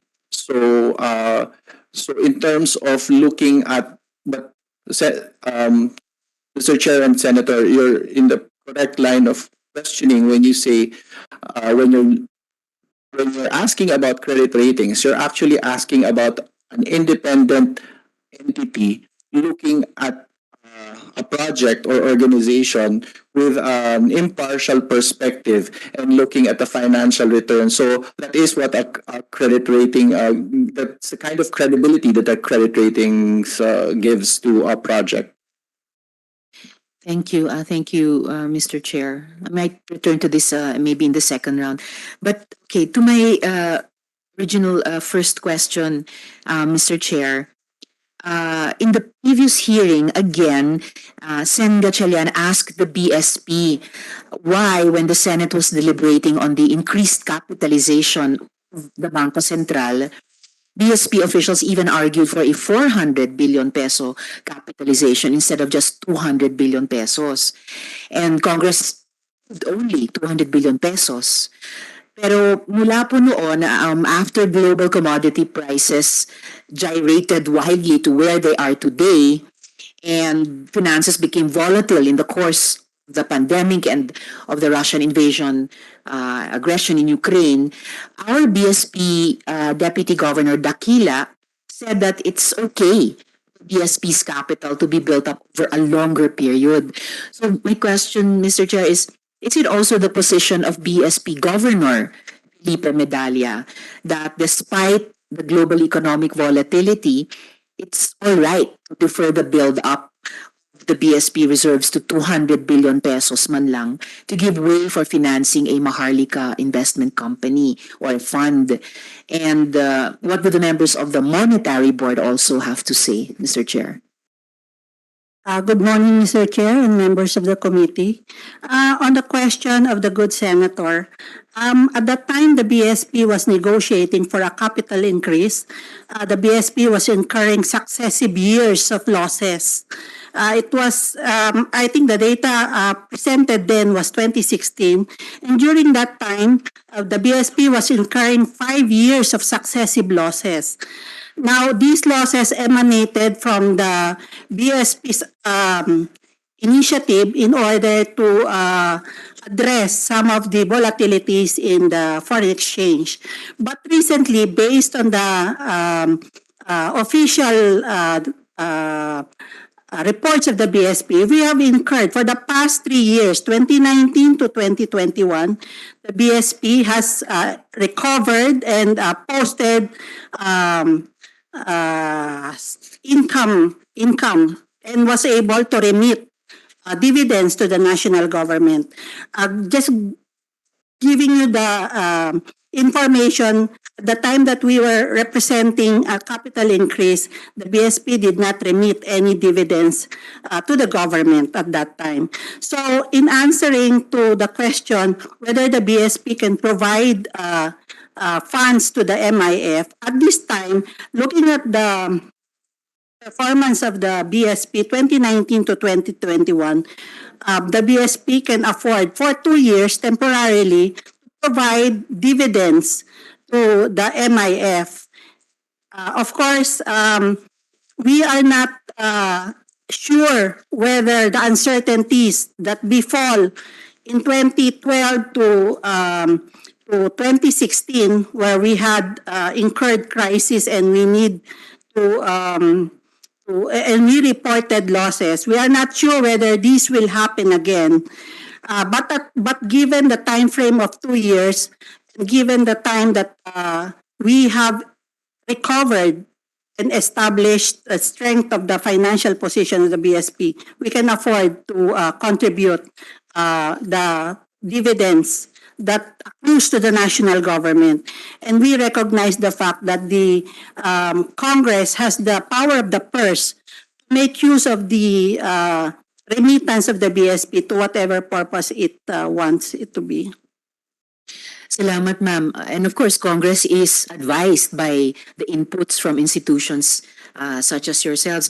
Yung 5 taon po ng successive losses, magkano cumulatively yung nawala sa Bangko Sentral? 5 years.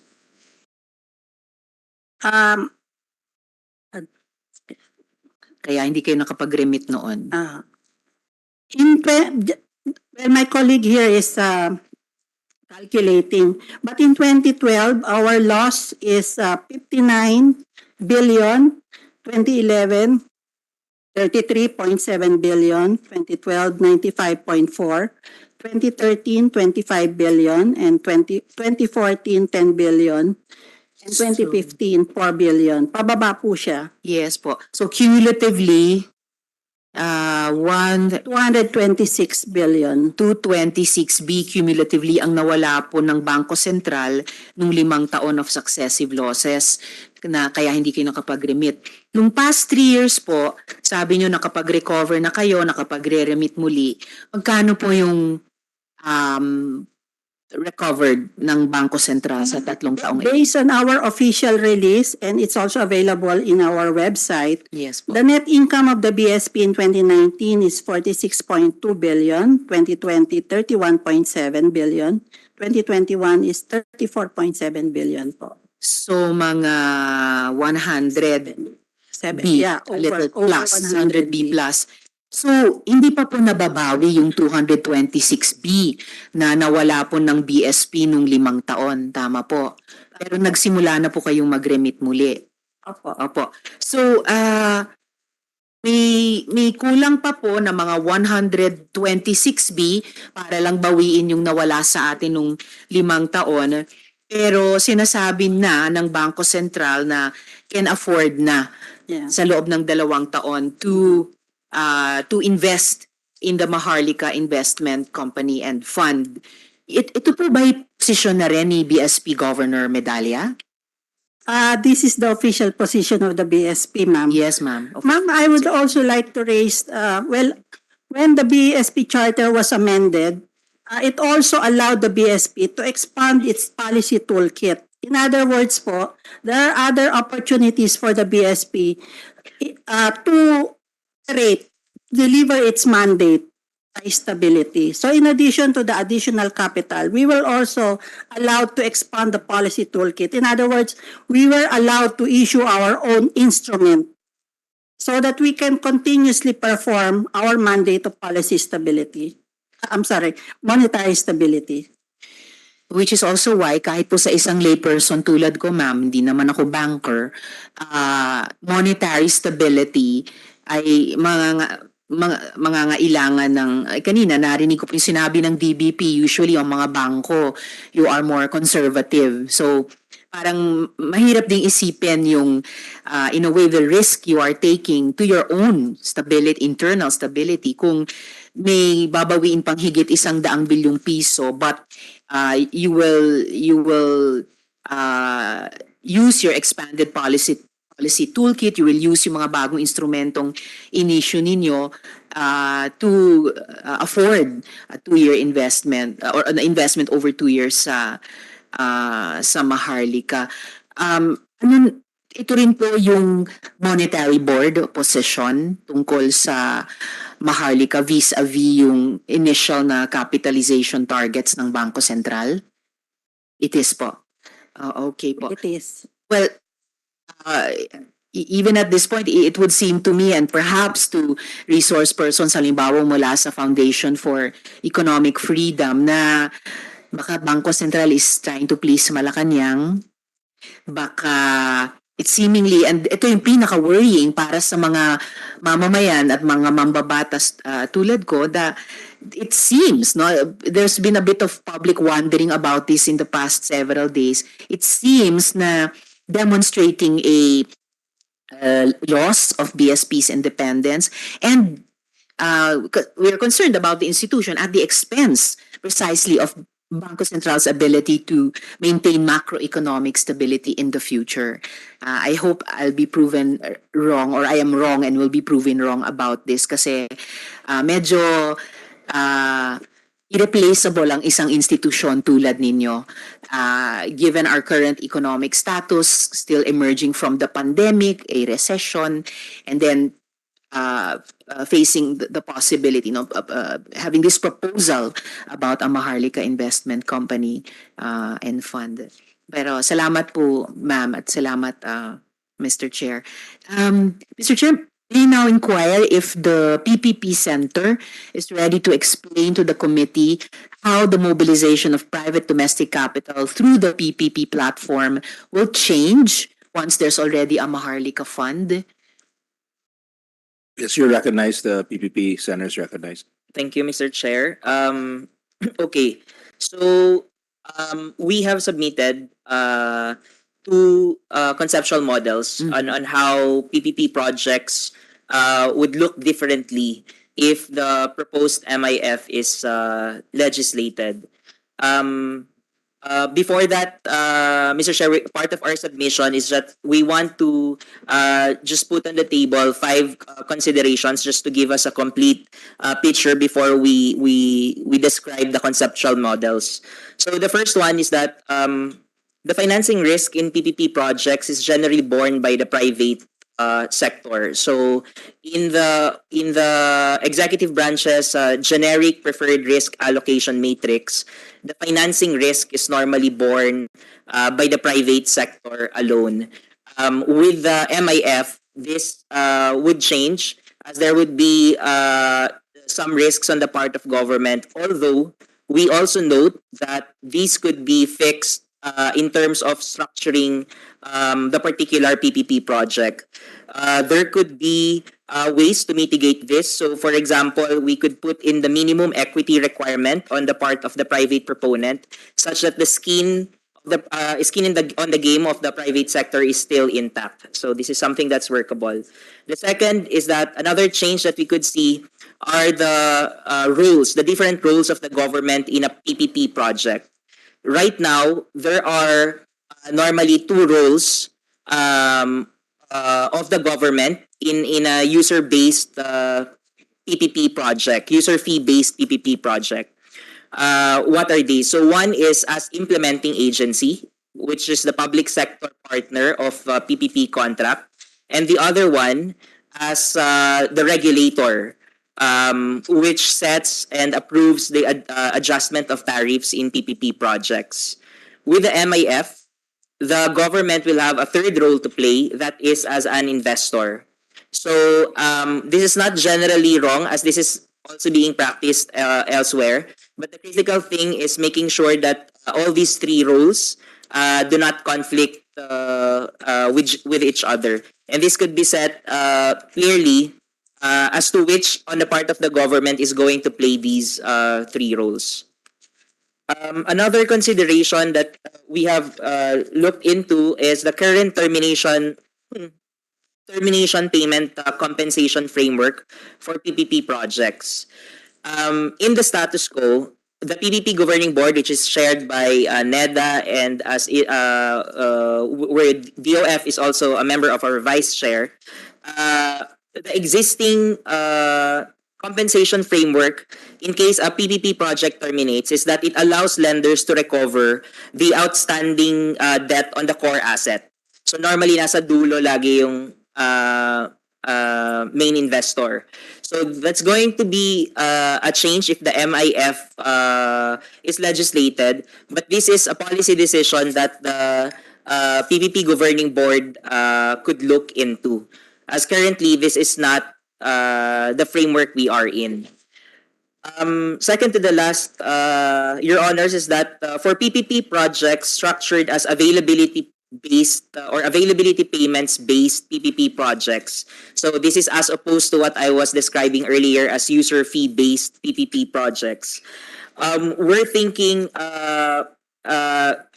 these are projects that would be needing financial support from the government, normally in the form of viability gap funding or a share in the project cost. And these amounts are being given by the government without expectation of financial returns. So we think once the MIF is legislated, we foresee that the future MIC wouldn't be entering into or investing in these types of PPPs, but rather do user fee-based PPP projects instead. And finally, the PPP Center is thinking that for unsolicited proposals, the participation of the MIF fund should be after the project has been awarded already, after the clearances have been secured, and after a definite project is already signed by the government. So those are the 5 considerations that we have seen. And in terms of conceptual models, we offered, based on the current language of the law, we submitted 2 conceptual models where the MIF could participate in a PPP project. So the first one is through investments in stocks of the PPP company. So normally in the SPV, it would normally be so there are 2 cases now. So MIC will invest in the PPP SPV company through equity transactions, either through direct buyout of shares of stock from the original members of the private proponent consortium, or through open market in case the company has been duly listed. So investments could normally be made either before the project's operation, in which case this is more high risk, high reward scenario because construction risks is still there, demand is not yet there. But another is through during the O&M phase. This is less risky, but of course less less return also, but because the ramp up of the demand is already there and the construction risk is already has already passed. So we do note that in PPP contracts there would normally be lock-up provisions imposed against the original consortium. And so these should also be observed in when MIF gets into the PPP contract. And then the second model is a stapled financing to a solicited joint venture contract. So here, even before the project gets into the market, the MIF fund is already stapled to the deal. So part of the structure of the project that will be approved is that the government or through the MIF will have a specific amount that will be a government contribution as equity to the JV company. So these are the two models and the 5 considerations that we have submitted, Mr. Chair and Your Honors. Thank you. Salamat, Mr. Chair. Very interesting nga lang, ngayon ko lang din na-scan ito, but thank you for addressing the question based on itong submission ninyo, lalo na yung dalawang conceptual models. Parang napasukan nyo na rin yung second part ng question ko about describing the institutional innovations that will be enabled by the presence of something like a Maharlika Fund. Itatanong ko sana, and you started to address some of these points, yung to describe the limitations of these present modes of project identification, de-risking, and you also started to talk about the risk aspect, co-financing, and legal hedging. Can these limitations be illustrated with reference to specific projects that are presently in the pipeline but either experiencing delays, weak uptake by the private sector? If I may, ma'am, so I think I've described some examples on how to de-risk PPP project, even if there is the MIF. But I think I'd also like to point out how these would synergize, for instance, to the proposed PPP Act. I think there's recognition that in the status quo, the current PPP program, the PPP projects that we have, so have some room for improvements, which the proposed PPP Act is trying to address. So this Maharlika Investment Fund is actually a welcome addition to the alternative sources of financing to a possibility to improve our PPP projects as well. So as mentioned earlier, currently we are limited by normally sa current framework natin for PPP projects, ang financing lang manggagaling either equity or debt. So through the MIF, this is an alternative form of financing also that PPP projects could use. With a good management and institutional setup, we think this could also be an opportunity to improve the PPP program. Okay, salamat. Could you describe how these present project identification, de-risking, co-financing, legal packaging modes would level up once, if and when there's a Maharlika funding modality? What present constraints will a Maharlika Investment Fund address? At ito related sa isang tanong ko nung unang-unang hearing, no? Constraints that the Maharlika could address that cannot be addressed through present mechanisms. Kumbaga yung value added niya kung mayroon.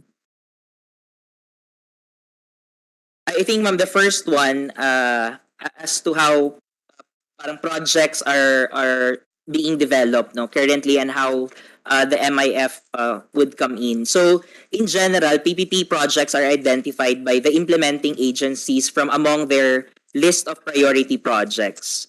And then the implementing agencies would work to develop these projects to secure approval. To help them, there's the PPP Center Project Development Team, or the Project Development and Monitoring Facility, or the PDMF, which we help to help implementing agencies in structuring these projects so that they could secure approvals. Now, yung mga government undertakings that are embedded into these PPP projects. All of these are being proposed for approval in the Investment Coordination Committee. That's where NEDA is, DOF, ultimately yung NEDA board chaired by the president also vets on it. So any government undertaking being embedded in a PPP project goes through this vetting process. So how will this change later on? Our understanding of the MIF model is that this is actually parang ang extra level of due diligence because the MIF will have its own board and its own vetting whether or not the MIF will be invested to a particular PPP project. Salamat, Mr. Chair. I'm also glad binanggit nyo yung Investment Coordinating Committee ng NEDA. Kasi maingat talaga naming pag-aaralan pa itong novel concepts nyo as presented in the two conceptual models, including these 5 considerations. So, and speaking of NEDA nga, si Sec Balisacan ba nakita na nila itong mga proposals sa inyong presentation? Perhaps as far as we know, ma'am, yes, but maybe Yusek Edilion. Yes, Mr. Chair, baka pwede pong matanong si Yusek Edilion to pick up this question. Yusek, you're recognized. Salamat, Mr. Chair. Yes, thank you, Your Honor. Yes, ma'am, nakita na po. Nag-comment na po ba sila tungkol dito? May initial feedback po ba sila about this? Yeah, actually, the first submission was to OSEC. So nakita na talaga. All right, salamat po. Moving on, Mr. Chair. Actually, if I could, we've talked a lot about Indonesia Sovereign Wealth Fund, yung INA. So yung pangalawang tanong ko naman, moving from mobilizing domestic capital, how will the Maharlika Fund attract more foreign equity participation? In the case of Indonesia's INA, I understand that GOCC capital is invested as equity in infrastructure or mineral exploration projects. I also understand that President Jokowi wants to package these GOCC projects as commercial ventures. So, parang bumabalik yung isip ko sa PPPs, no? Kasi similar to the PPP special purpose vehicles. And once packaged as such sa Indonesia, the foreign institutional investors can buy out the GOCC equity. So medyo iba yung flow nila. So GOCC equity is then released for use in a new round of projects. The role of INA in such transactions is as a buyer of first resort. So INA buys the GOCC equity in these projects if foreign investors are not offering or not yet offering a good price for the government asset. So parang lumalabas refinancing process ito. Sa Indonesia, foreign investors can offer to replace GOCC equity that was earlier invested in and presently trapped in infrastructure and mineral exploration projects. INA makes sure that the GOCC gets a good price for its infrastructure or mineral exploration asset. And INA also makes sure that even if there is at present only a limited interest in the asset, the GOCC gets to liquidate or sell the asset INA if necessary. So yung next questions ko, Mr. Chair, are yon comparison and contrast nung kino-contemplate natin sa Maharlika at saka yung sa karanasan naman ng INA. Is there Philippine GOCC capital presently trapped in infrastructure or mineral exploration projects that we intend to sell to foreigners? Kanino? Oo, merong ganun ba? Okay. Could I direct the question, Mr. Chair, to GM Mauricio of the NDC? You're recognized, GM Mauricio. Sorry, Mr. Chair, can I have a clarification as to the question, please? Yes, Mr. Chair. Contemplating the Maharlika and looking at the experience of INA sa Indonesia, is there Philippine GOCC capital presently trapped in infrastructure or mineral exploration projects o mga katulad that we intend to sell to foreigners maybe an example would be useful, Mr. Chair. So in Indonesia, the annual investment in infra and mineral exploration by GOCCs has been at around 12% for GDP for a number of years now. So there's a lot of equity trapped in GOCC projects that Indonesian President Jokowi now wants to liberate with the help of INA and of foreign investors. So this level of GOCC spending in infrastructure and mineral exploration is actually more than double the target of our own ambitious Build, Build, Build program. And we could bring out more details in subsequent hearings, Mr. Chair. Pero sa ngayon, merong bang katulad na Philippine GOCC investments na nakatrap sa ganong mga big ticket projects na sa pamamagitan ng isang Maharlika, tingin natin pwede nating ibenta sa mga foreign investors? Yeah. Yeah. Right now, the assets, when you say trap, ma'am, that means it's not very liquid. So meaning if it's not very liquid, if you're suggesting that we can package them and sell them off, Tulad ng ginagawa ng Indonesia. yes, that's possible, and we do have such. In fact, in Indonesia itself, we have an investment with the ASEAN in a company there as regards fertilizer. Yes, but it has not gotten off the ground at this point. So we're cooperating with ASEAN neighbor countries on that, and NDC is a shareholder there. And there was a capital call, and we had ourselves diluted. However, for example, our investments in the Leyte Industrial Development Estate, it is possible for us to have the NDC properties there collated and valued, and perhaps sell it to the highest bidder in order to liquidate it. That is possible. And there are several other NDC properties. So I would assume that the National Treasury has multiple of these kinds of properties that they can identify, and similar to the concept of a REIT, except that there is no revenue stream at the moment, because REITs have a continuous revenue stream. But the concept is sound, and that is certainly possible for any fund. Salamat, Mr. Chair. Although nakita kong umiti nga si National Treasurer De Leon, pero talagang ma'am, kayo po yung susunod na tatanungin ko. Meron po bang ganong klase ng mga malalaking bulto ng kapital, ng gobyerno, which are currently nakapirme dun sa ganyang mga big ticket projects na sa konteksto na magkaroon na ng Maharlika, we are contemplating to sell to foreign investors? Ma'am, excuse me. So, because we have the asset registry right now sa Treasury po, so we have also yung inventory of the financial and non-financial assets that were turned over to the government, coming from the CB Ball, coming from the AMLAC, Ombudsman. So, yun po, so these are also being consolidated, and we're also turning it over to the Privatization and Management Office ng Department of Finance for disposition. But otherwise, like for some big parcels of land, they can also be consolidated, not necessarily to sell, but maybe that would also be our share, or that would be our contribution to any joint venture. The land would be our equity participation in some possible projects. So pwede rin pong ganong mga structures that can also be developed. So not necessarily and confined only to the sale.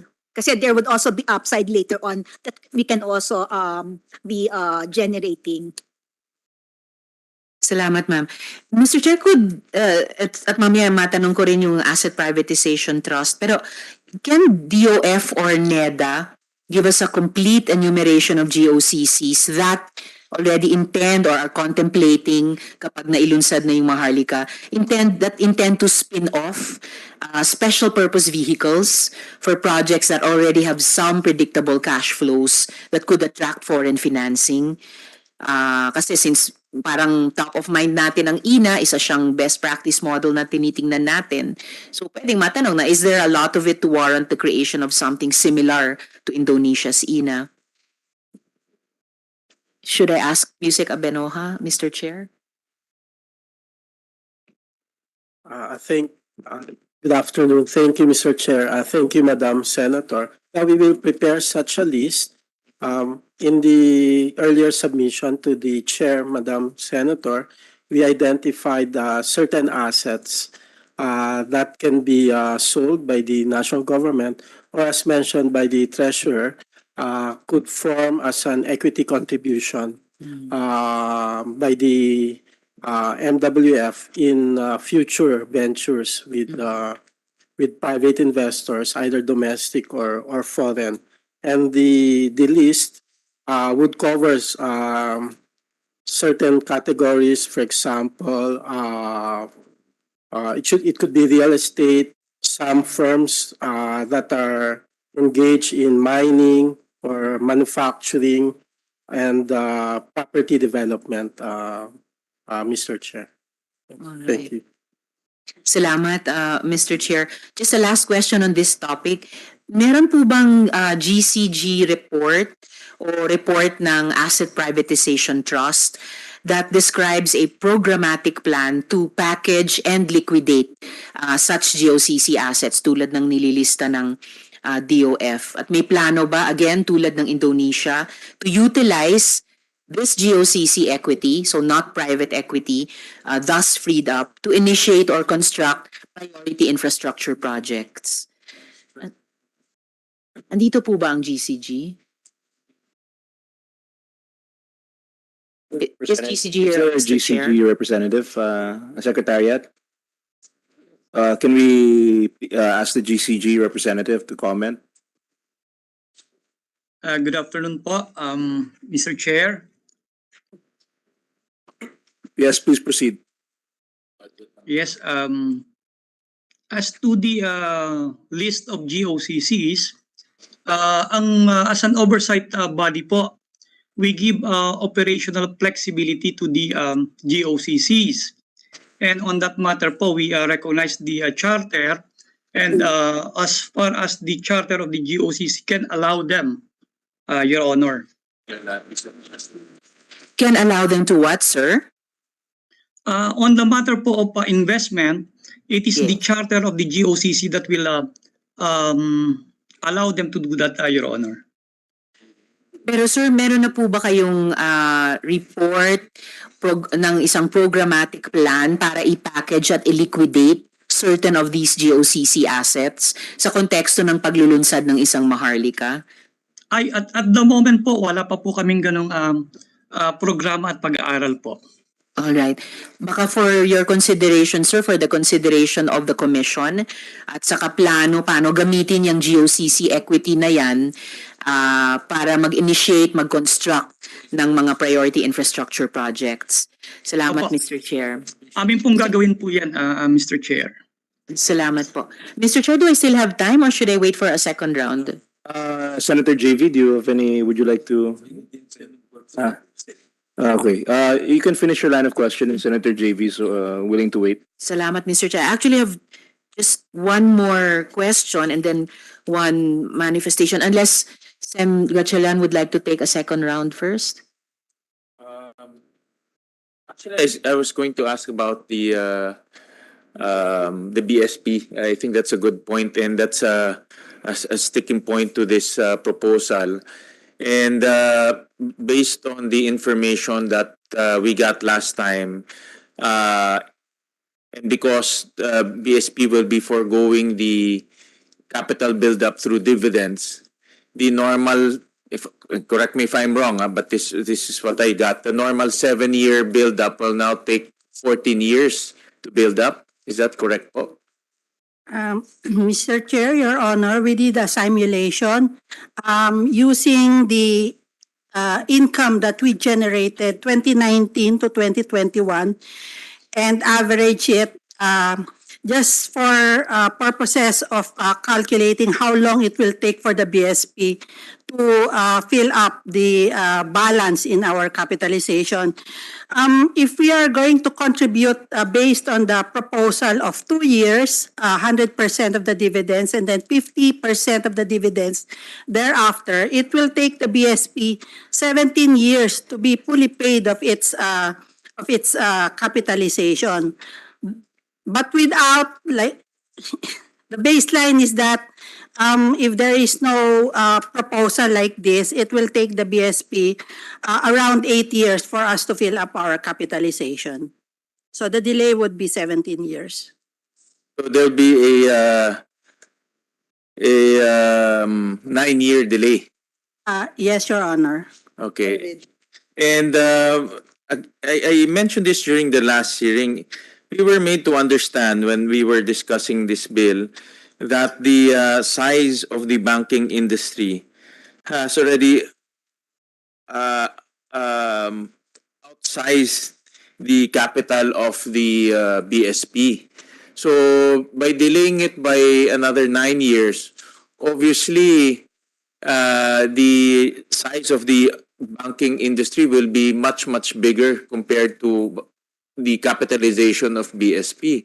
So I don't have the numbers right now, no, but can you explain to us why BSP is willing to forego 9 years of its capitalization build up, considering that the argument in the past was, and let me just quote again, that the economy is 11.3 times bigger compared to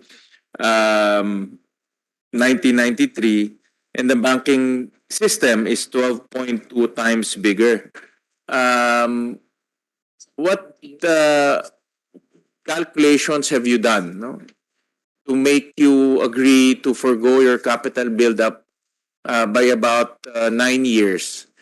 And what safeguards do we have to protect our banking industry other than I think the shocks is another issue, no? But the banking industry, which is an ongoing concern, and we were made to understand that it's already a size that beyond the capitalization of BSP.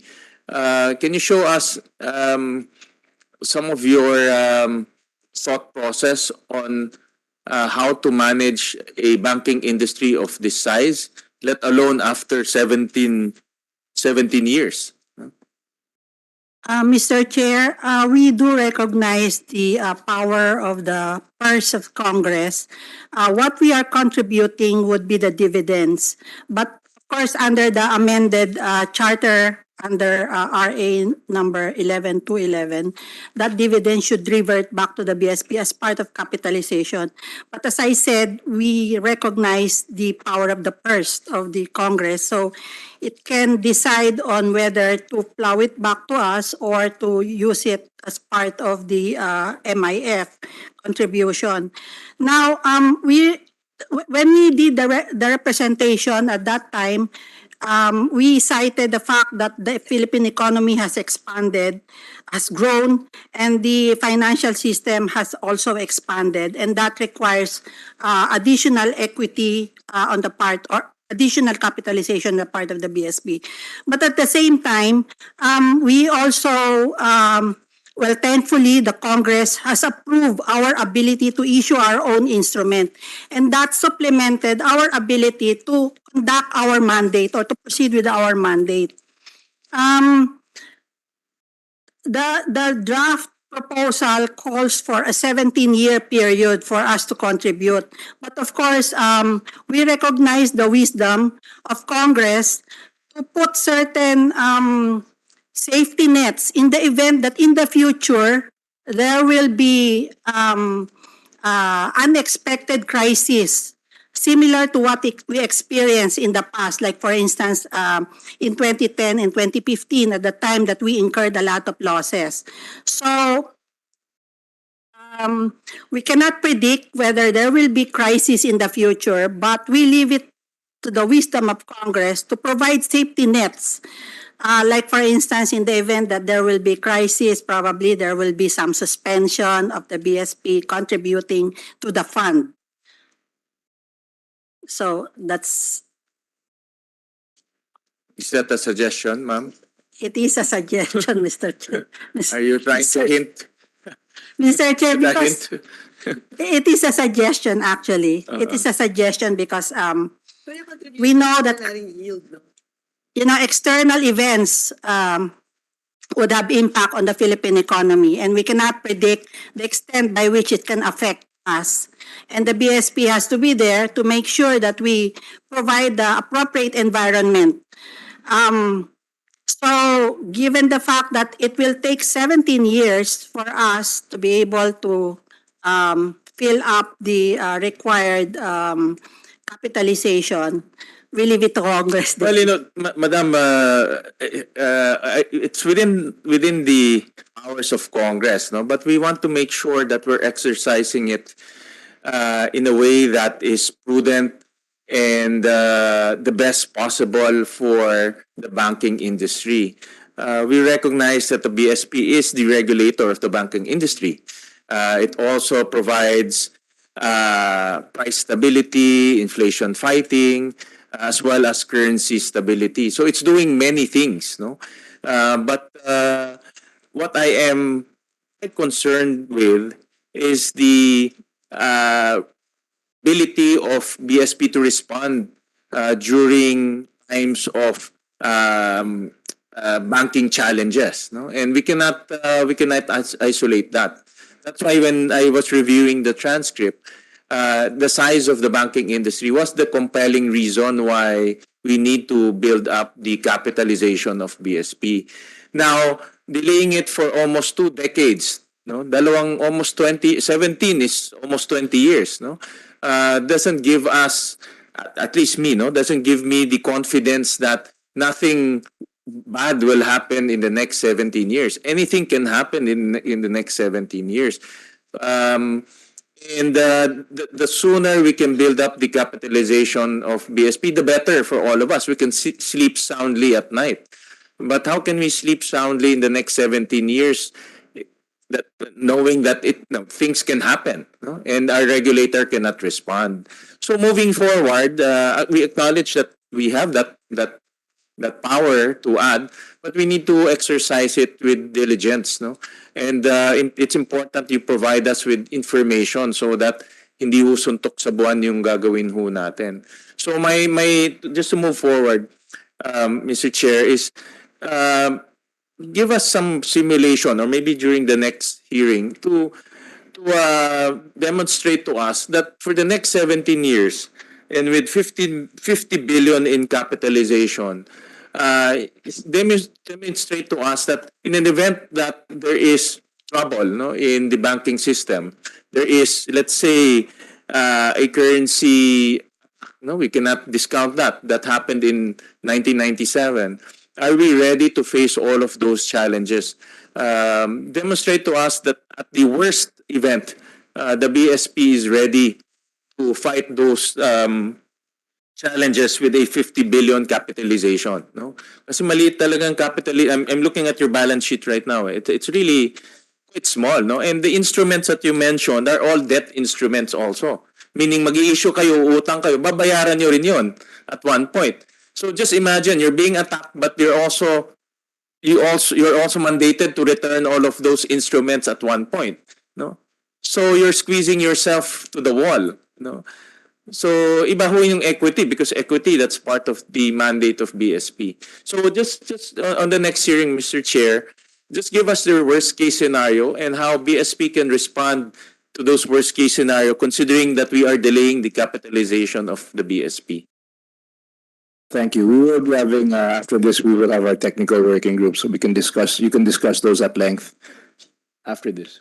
Mr. Chairman, just to add dun sa line of questioning ni Senator Gatchalian, with your permission. Ms. Sikat, kasi nung lumapit kayo sa amin to amend yung BSP, sabi na ganito yung scenario why you need to build up capital. Nawala na ba yung ganong scenario? If you Mr. Chair, if you look at the financial standing of the BSP, wala na po yung net losses. I mean, annual net losses. We've posted net income from 2019 to 2021. And we believe, based on initial calculations, 2022, positive pa rin po kami. So what caused yung net losses niyo? During the time ng 2012 po hanggang 2016, meron po kasing parang paper tantrum, similar to what happened recently, wherein, advanced economies were tightening their financial condition, and therefore, we need to raise interest rates. We need to defend our currency in order to stabilize volatilities in the market. So we need to intervene po, and that cost us. So may losses po kami doon. But today, 2019 to 2022, naka-recover na po kami. We were able to recover some of our losses because we can now issue our own instrument. And nakatulong ba dun sa pag-recover nyo yung ability nyo to increase your capitalization? Kasi po, we cannot infinitely issue our own instruments. That has to be backed up by something. And increasing our capitalization would provide the support.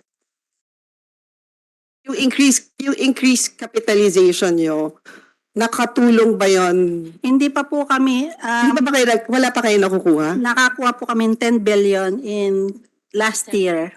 Last year po. So yung 50, from the time we made the representation, 60 po na siya last year.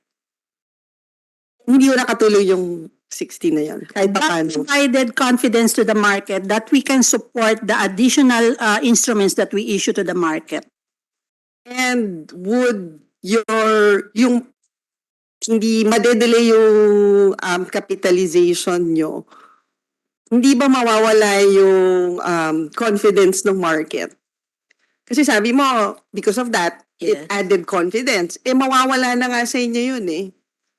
To the extent that our liability is more than we can support. I mean, equity can support. And other At the moment. At the moment, pwede pa po. Pwede po. Kasi the proposal in the draft is 2 years. 100%, 2 years.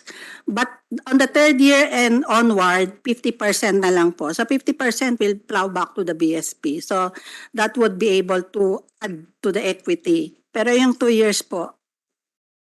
Kunyari yung scenario na makakahanap ng ibang source of funding at hindi nakasama yung BSP, would you prefer that?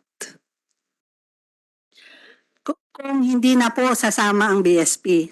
Kunyari makakahanap kami ng ibang funding source, would you prefer na wag na lang kayong isama?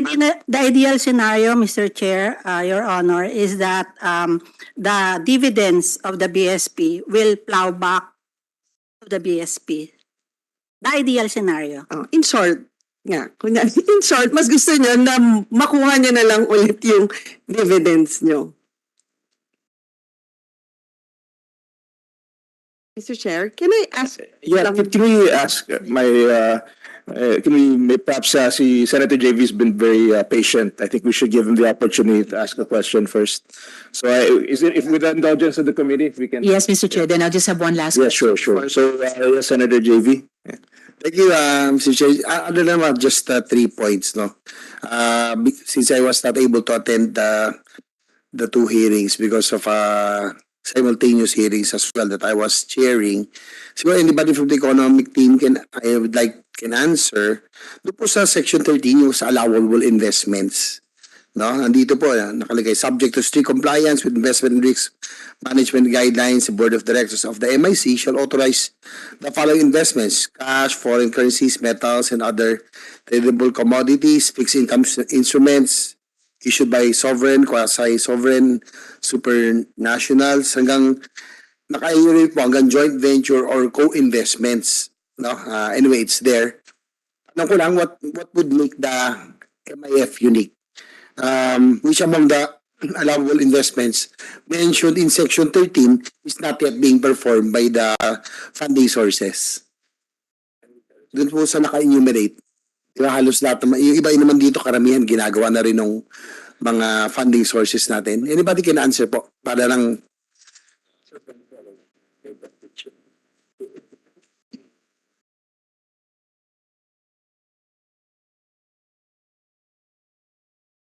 anybody from the economic team? Siguro si Treasurer, pwede rin. Si Treasurer or Yusek. Yun lang, what makes it unique from... Kasi itong mga allowable investments are being done also by other GFIs and what makes it unique? Para lang... Thank you, Mr. Chair. Thank you, Senator, for that question.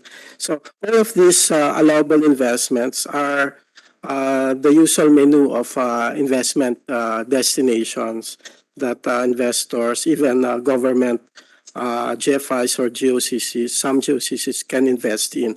But what is important, Mr. Chair, in the philosophy of the MWF, what we are trying to do really is to focus the investments of the government into strategic destinations. But at the same time, they will be at a commercial rate or with acceptable or even higher than market returns. So this is what is being attempted, Mr. Chair, through this vehicle. Another important consideration, Mr. Chair, is that these investments, at least on the side of the joint ventures, the projects, they are guided by the priorities as embedded by the PDP. The focus really will be on those projects that have gone through the vetting process by the NEDA and the ICC. So we will make sure that these investments are compliant or are consistent with the medium-term goals of this administration. So I think that is the major consideration in forming this particular vehicle. Thank you, Yusek. Thank you, sir. Siguro I'll go back to si General Manager Antonino Mauricio sa NDC since the Maharlika Investment Fund's aim is investments, joint ventures and management of funds. I'd like to know NDC's investment portfolio kasi kumbaga parang ito na rin yung there's a similarity but albeit on a smaller scale. Of your investments through the years, through the decades, what are the notable investments or ventures that were successful? Para lang alam din natin kasi I mean on a smaller scale parang ganito na rin yung intention ng Maharlika Fund. So we just like to know the success rate of going into investments, development, joint ventures and itong management.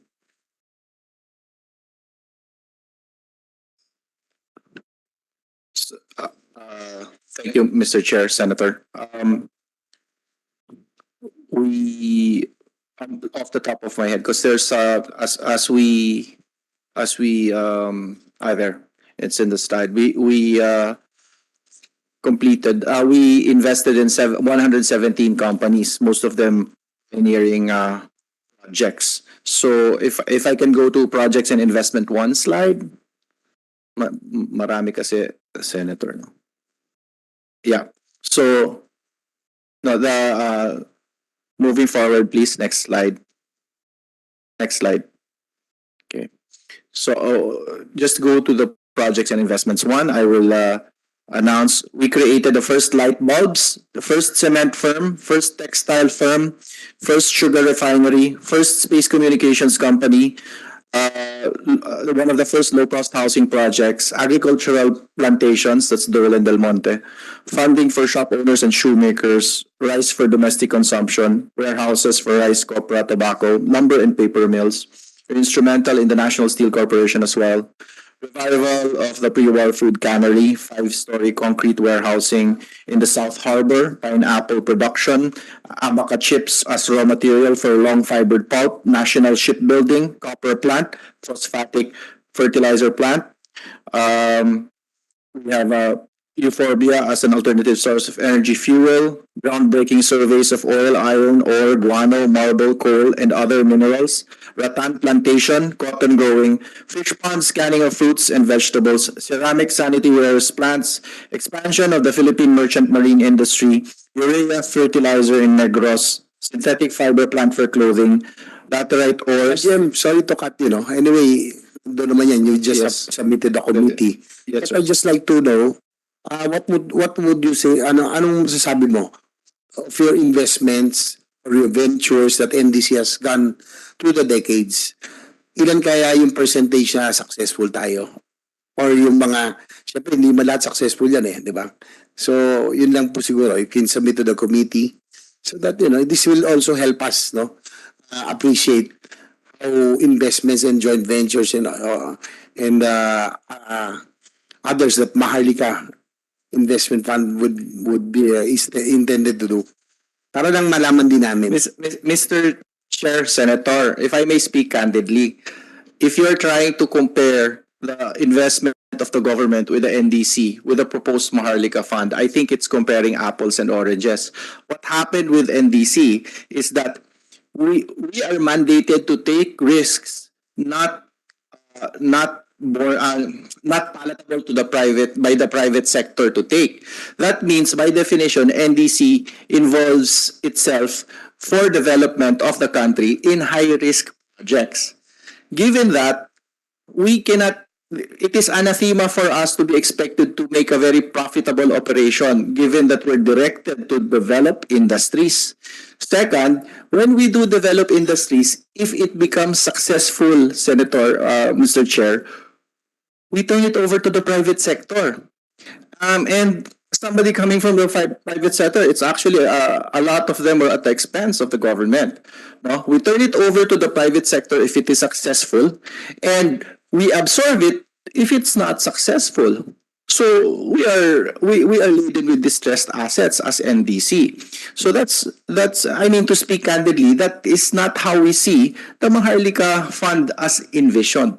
So just to what I meant was, for example, you went into your joint ventures in putting up projects like industrial parks, which were yes, sir, intended to create growth areas and stimulate economic growth in areas. Siguro yung mga ganung projects, that's what I meant. As to the success rate of these kinds of projects that were really meant in really stimulating economic growth. That's what MIF was really intended to be. Yes, sir. For example, sir, actually, the NDC started the pineapple plantations in Mindanao. That's one very successful one. It's now taken over by the private sector, but it's still very successful. We were also instrumental in the formation of Semirara, which is now one of the most profitable companies in the Philippines listed. The first Cavite industrial estate has been fully turned over. It's the first industrial estate, and it's continues to be successful. The Asar and Philfos are our partners in Leyte, and that continues to be profitable and successful and has helped the town of Isabel in Leyte very well. So those are just a few of the examples that NDC history can show that it has entered into projects and managed them well, Mr. Chair, Senator. Well, thank you for that, GM, because that's what I really I wanted to hear, because we intend, I think, MIF's, one of the aims of MIF is to enter into ventures that would really create jobs and opportunities by stimulating economic growth and creating growth areas, growth developments. So we'd like to, thank you for that. Now, my last concern, Mr. Chair, is personal and probably parochial to me. Sa PAGCOR po, siguro anybody from PAGCOR can answer. According to the PAGCOR and other government-owned gaming operators shall contribute at least 10% of gross gaming revenue streams. So meron ba kayong estimate how much is the 10% of the gross gaming industry? Mr. Chair, if, for example, we will take our income from 2021, our income from gaming operation is 32 billion. So the 10% would be 3.2 billion. And as we propose, Your Honor, we are proposing or suggesting that be taken from the 50% government share, because that is the biggest chunk of our income.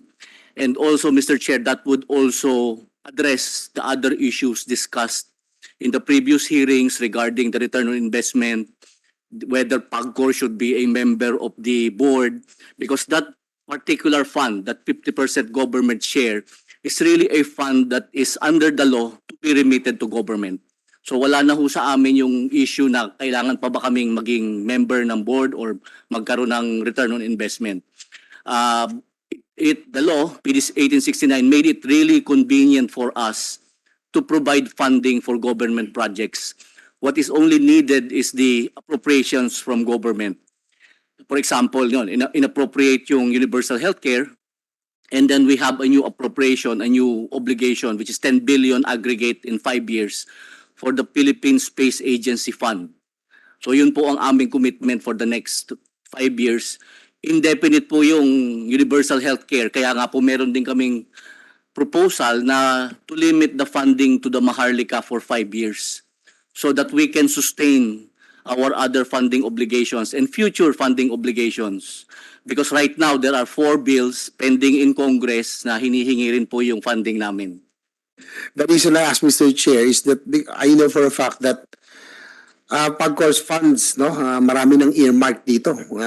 Marami pang ini-intend to be earmarked. Yes, sir. So, as you mentioned, siyempre po, as the principal sponsor and author of the Universal Healthcare Law, siyempre I'm concerned also, this might affect yung pang mga earmark, probably this one also, na kung mapupunta sa Maharlika, will this affect the funding for my universal healthcare, because it's a work in progress? And I would say that the success of an administration, makikita rin natin if the healthcare system is successful, no? Doon natin makikita if it's really sensitive to improving the lives and the quality of lives of our people. So yun lang po, Attorney, with this, hindi naman kaya maapektuhan yung funding for the UHC with this added earmarking? Hindi po naman po, Mr. Chair. Again, taking off from our 2021 income, which is one of the weaker years because of the pandemic. Halimbawa po, ang naging government share is 12.36 billion. Government siya. Hindi pala. It's 15.4 billion. So half of that would be earmarked for universal healthcare. Kung magkakaroon po ng 10% pa of our gaming operations for Maharlika, 10% would be only 3.2 billion. So kaya pa po from the 15 billion. Even with the 2 billion yearly for the next 5 years for the Philippine Space Agency Fund, kaya pa rin po. And we are expecting na lalaki naman po yung with the return of our tourists, lalaki naman ulit yung ating income, annual income. Thank you, Your Honor. Well, naging concern kasi nakita ko yan yung subsidy, no? Yung earmark, may subsidy to LGUs, contribute to social civic projects, Philippine Sports Program, ngayon may space program pa. So, renewable energy. So, yun lang po yung concern ko. I hope that the UHC fund, of course, it's one of the landmark legislation and priority of any administration should be. I hope it will not be affected.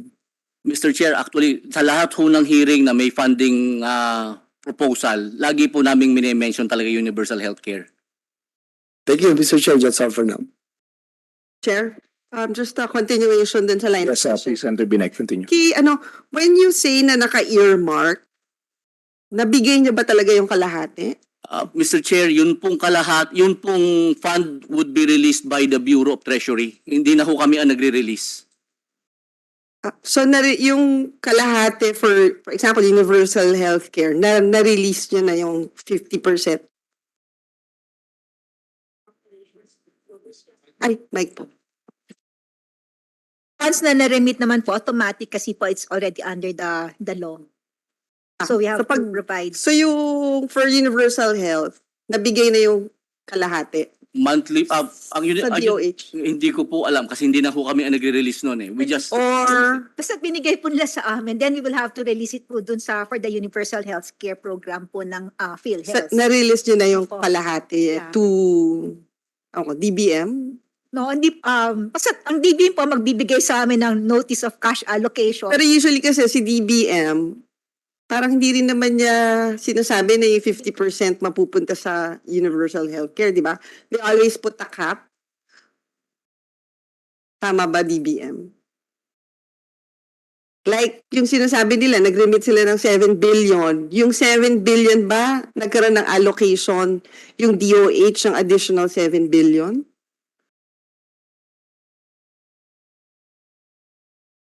USEC, ewan ko, somebody from DBM can please answer. You're recognized.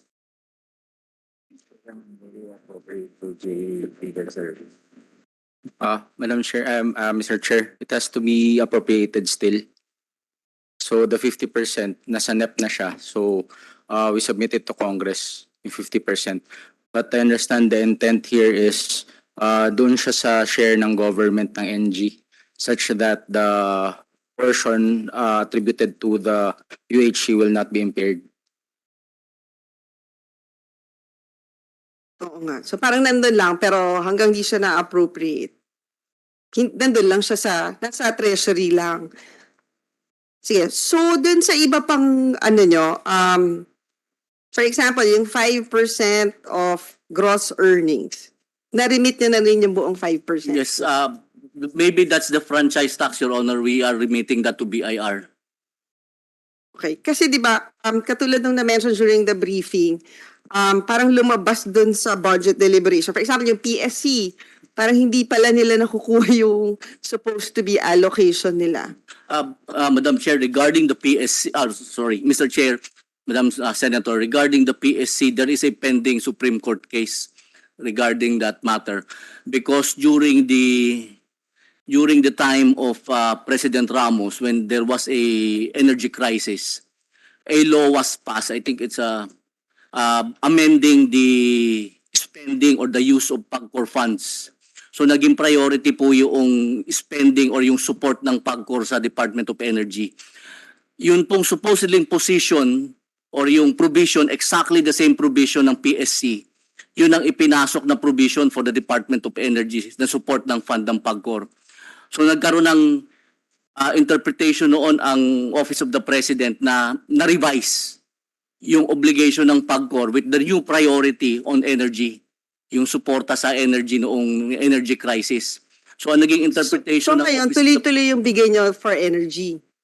natapos na po yun, but yun nga po, kaya nga po nasa Supreme Court yun, whether the law na nag-oblige sa amin to fund the Department of Energy amended or changed yung position ng PSC. Because the two provisions of the law cannot stand together. So yun nga, kaya kung medyo complicated, I wouldn't want to So yung pera, nasan yung pera? Nagre-remit po Naka-ano kami. pa siya? Ano bang tawag doon? Naka-special fund? Or Your Honor, until the case will get resolved by the Supreme hindi po, Court? Your Honor. Nagre-remit kami based on the application or the position of the Office of the President at that time. Na ang PSC share ay kinukuha namin after we deduct the 50% government share.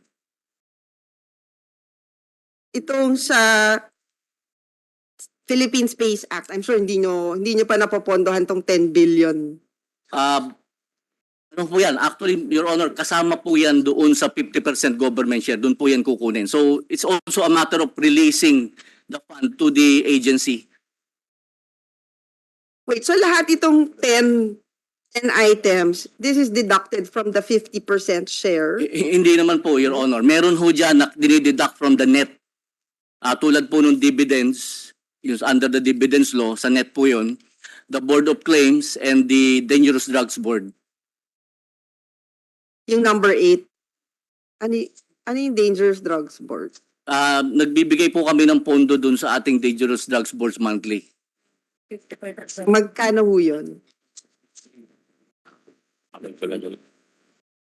Direct limitation sa PSC. Yung Wait. Dangerous Drugs Board deducted from 50% government share. Yung Dangerous Drugs Board po ay doon din pala sa 50% government share.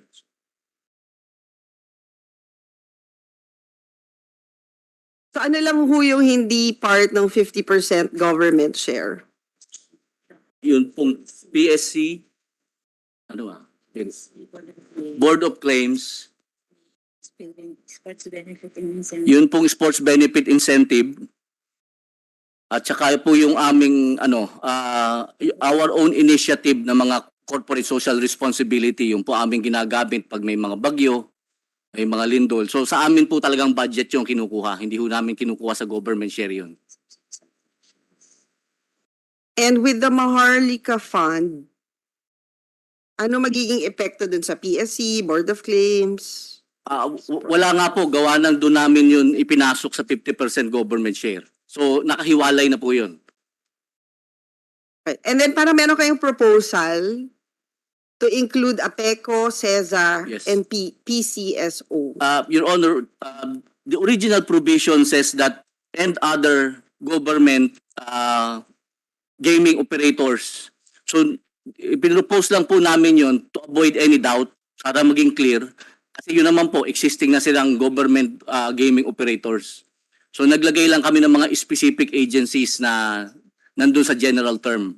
And then idinagdag namin yung general term to catch all the, siguro mga future agencies, because right now, I was in a hearing sa House, meron pong siguro mga 4 na economic zones na pinupropose na magkakaroon sila ng sariling gaming licensing on their own. Hindi po kasama ang PAGCOR. Hindi, pero di ba ho yung APEC, for example, APECO, hindi ba nagre-remit, hindi ba parang binibigay din naman nila yung kita nila sa inyo? Hindi po. Separate po yan. Meron silang sariling authority to license and to regulate and operate their own gaming inside their own economic zone. Pero hindi ba dapat bahagi din sila ng mandato niyo? Ganun po yung naging batas noong time na yon. Nagkaroon sila ng separate charter. Part of their charter. Opo. Are you agreeable to this proposal? Ma'am, maybe study the proposal first of PAGCOR. Thank you. Senator, you're recognized. Salamat, Mr. Chair. One last question sa DOF and then one last motion to the chair. Pero one quick observation lang dun sa inputs ng PAGCOR. Yung PAGCOR mag-aambag dun sa Maharlika for 5 years. Pero yung BSP kakayaning mag-intay ng 17 years bago mag-fully capitalize. Parang nakakaingit naman ang PAGCOR. Anyway, Mr. Chair, yung huling tanong ko po, in recent news reports, DOF Secretary Jokno said, if you exclude BSP, Land Bank, and DBP, where will we source it? And this was apparently a response to points raised by resource persons that the committee heard during our second hearing. Pero kalagitnaan nung Enero, Sec Jokno was also quoted in media saying that mining revenues should be used to capitalize a Maharlika Wealth Fund. And that would be an answer that the Secretary would probably not disagree with. So we just need some information. What is the executive's revenue mobilization plan for the mining sector in terms of yearly revenues? And what will be the aspired revenue in 2024, 2025, and 2026, Mr. Chair?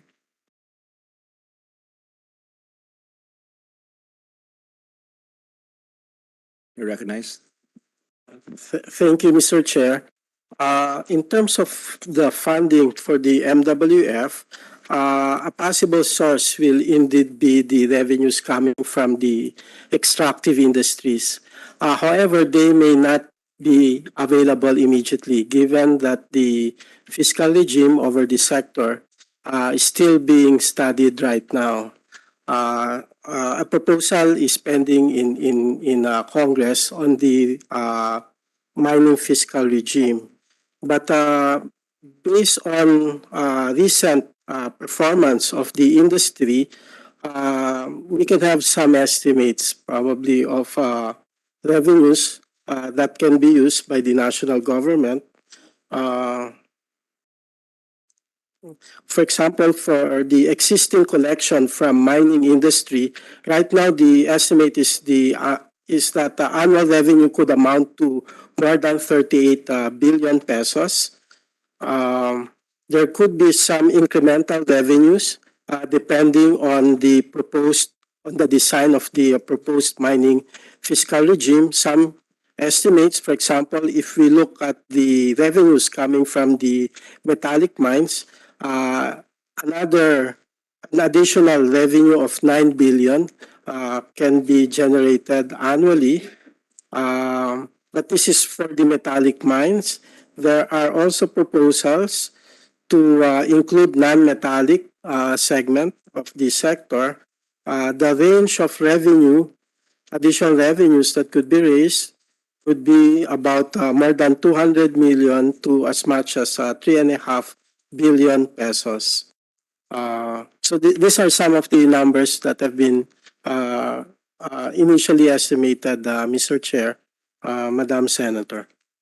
Maraming salamat, Mr. Chair, and salamat din, Yusek, for mentioning the pending legislation here in Congress. And in fact, bukod dun, merong ding long time pending case sa Korte Suprema to amend precisely the fiscal regime para bigyan ng mas malalaking shares compared lalo na sa foreign companies, bigyan ng mas malalaking shares yung mga local government units, mga mining affected communities at saka mga indigenous peoples kung saan kung kaninong mga ancestral domains nakalocate yung pinaka highly mineralized na lupain natin dito sa Pilipinas. So since nabanggit na rin po, napag-usapan na rin natin, ano po yung status nung Administration of Mining Tax Proposal na pinasa nung Agosto pa sa committee level?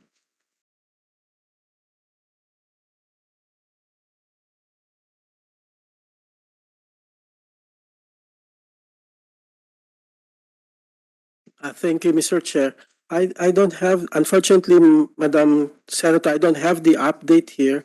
But if I recall, from the side of the government, we have already provided all the inputs that were requested of the government side. That's right, Yusek, na-provide na ng executive lahat ng inputs. Pero totoo ba na sa House, kung saan may mga key proponents din naman ng Maharlika, hindi pa nagkakaroon ng plenary deliberations on the new mining fiscal regime mula nung maaprubahan ito sa committee level 5 months ago na, almost half a year ago. So ano pong nangyayari doon? Mr. Chair, Madam Senator, unfortunately, I'm not familiar at this time. We can get back to you on that. Thank you. The Secretariat can find out for the Senator what the status is in the House of Representatives of the... Maraming salamat, Mr. Chair. So lastly, my request to the chair, since we're trying to explore different points of view that the committee and our economic managers may hold, and since we're not yet about to terminate the hearings, may I respectfully move, Mr. Chair, to request the committee to invite the 2 additional resource persons or organization. One, the Bankers Association of the Philippines, and secondly, the Action for Economic Reforms. Sorry, I think the Bankers Association of the Philippines now, if you have some questions for them, Senator. Thank you, Mr. Chair. Kung ganoon, I was hoping kasi po that the BAP could weigh in on the arguments we heard during the second committee hearing, specifically on the possible effects on the financial system if BSP, DBP, and Land Bank were to become the sources of funding for a Maharlika Fund. I think, Mr. Chair, the committee may also benefit from the BAP's comment on the proposition from one of their members who told me that a Maharlika Fund will only undermine the glide back to a more manageable level of indebtedness projected in government's own medium-term fiscal framework. So, Mr. Chair, if they could be recognized. Thank you. At this point, we'd like to recognize Mr. Tony Mongkupa from the BAP. You're recognized, sir. Good afternoon, Mr. Chairman. Thank you, Mr. Chairman. Your Honors, I'm Antonio Mancupa, the President of the Bankers Association of the Philippines. Yeah, our position paper commented on the proposal to include the BAP in the advisory board. Now, of course, we're hearing comments from our members, and I tell you, the bankers have disparate comments on this pending bill in Congress or in the Senate. But I think one of the comments is that all the current contribution now coming from the central bank, maybe even PAGCOR, have been generally part of the general fund. So what I think what people are saying is that if it goes to the to the sovereign wealth fund, to the Maharlika fund, it will mean that that the either the government will be short of the funds that otherwise would have gone to the general fund, or maybe the budget would need to be cut if the deficit is to be maintained by way of cutting social services. Because right now it's been part of and parcel of that now, including that of the central bank. I think that's what the good senator was commenting earlier. And it was also a concern being pursued by Sen. Binay just recently with PAGCOR.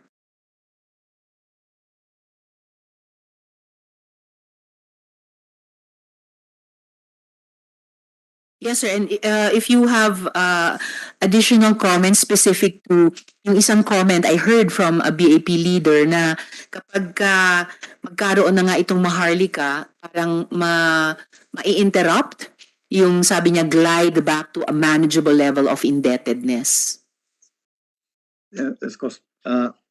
Senator, of course, when the deficit grows bigger, then it's not good for the country because eventually the proportion of debt service becomes bigger relative to the social services which the government is supposed to provide. So anything that enlarges the deficit that is not turned into a productive use by way of increasing the output, the national output, will be negative for future development of the country.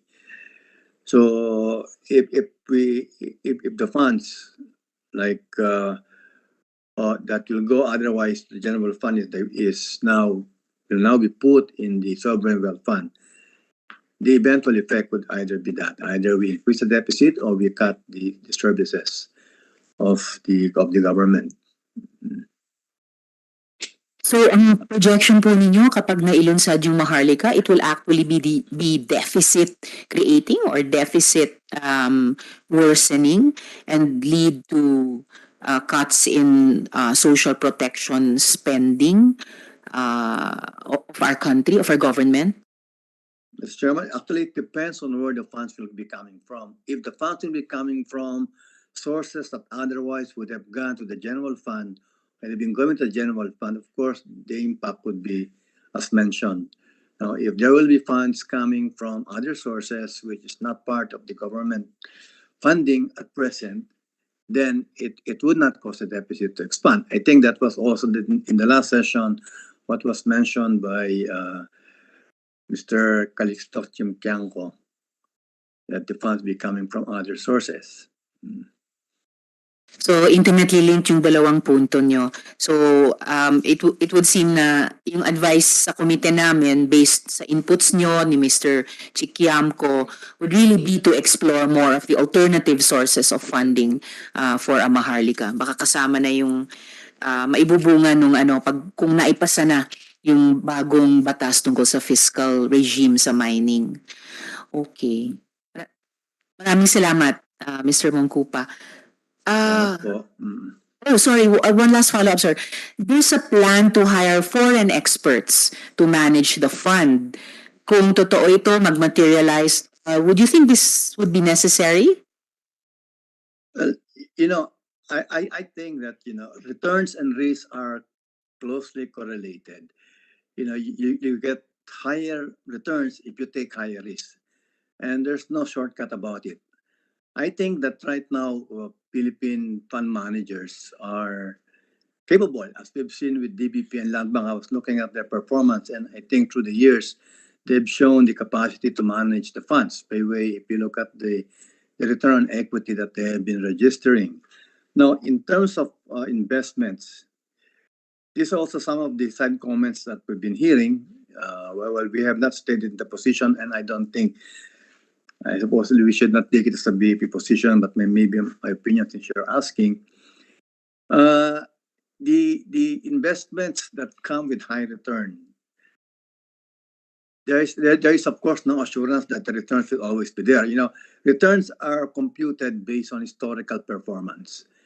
There is some mathematics involved, but in general, those things happen. But it's also true that it does not happen. So the amount of returns that we could get is commensurate to the kind of risk we're willing to take. I think even Philippine managers, if you give them the risk parameters that you wouldn't give any other investors, there will be Filipino investment managers who could actually do the same thing. Salamat, sir. And I seem to recall, Mr. Chair, that point about there are no high returns without high risks, if I remember correctly, was also made by Sen Gatchalian in the very first hearing. So thank you for elaborating on that, Mr. Mongkupa. So lastly, Mr. Chair, I was requesting if the chair could invite to the next hearing the AER, or Action for Economic Reforms.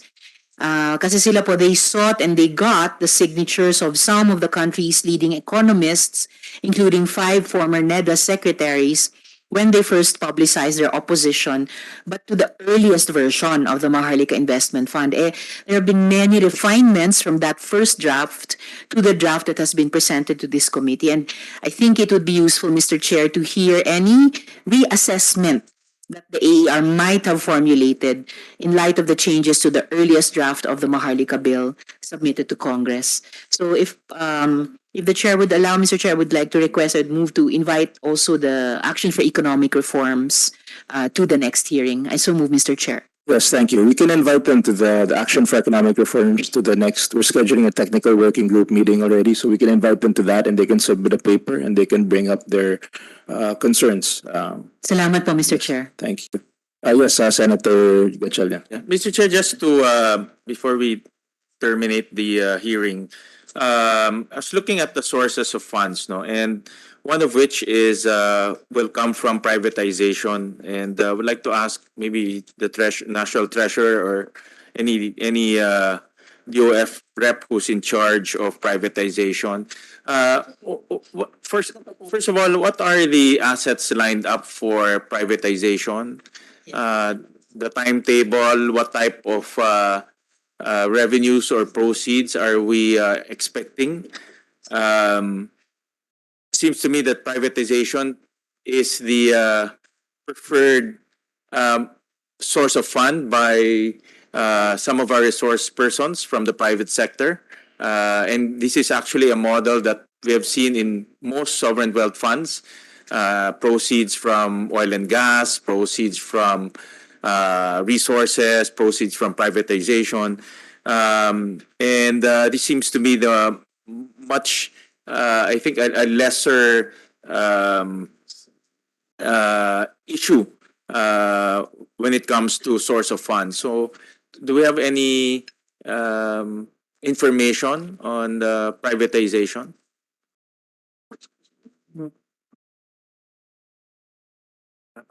Mr. Chair, thank you.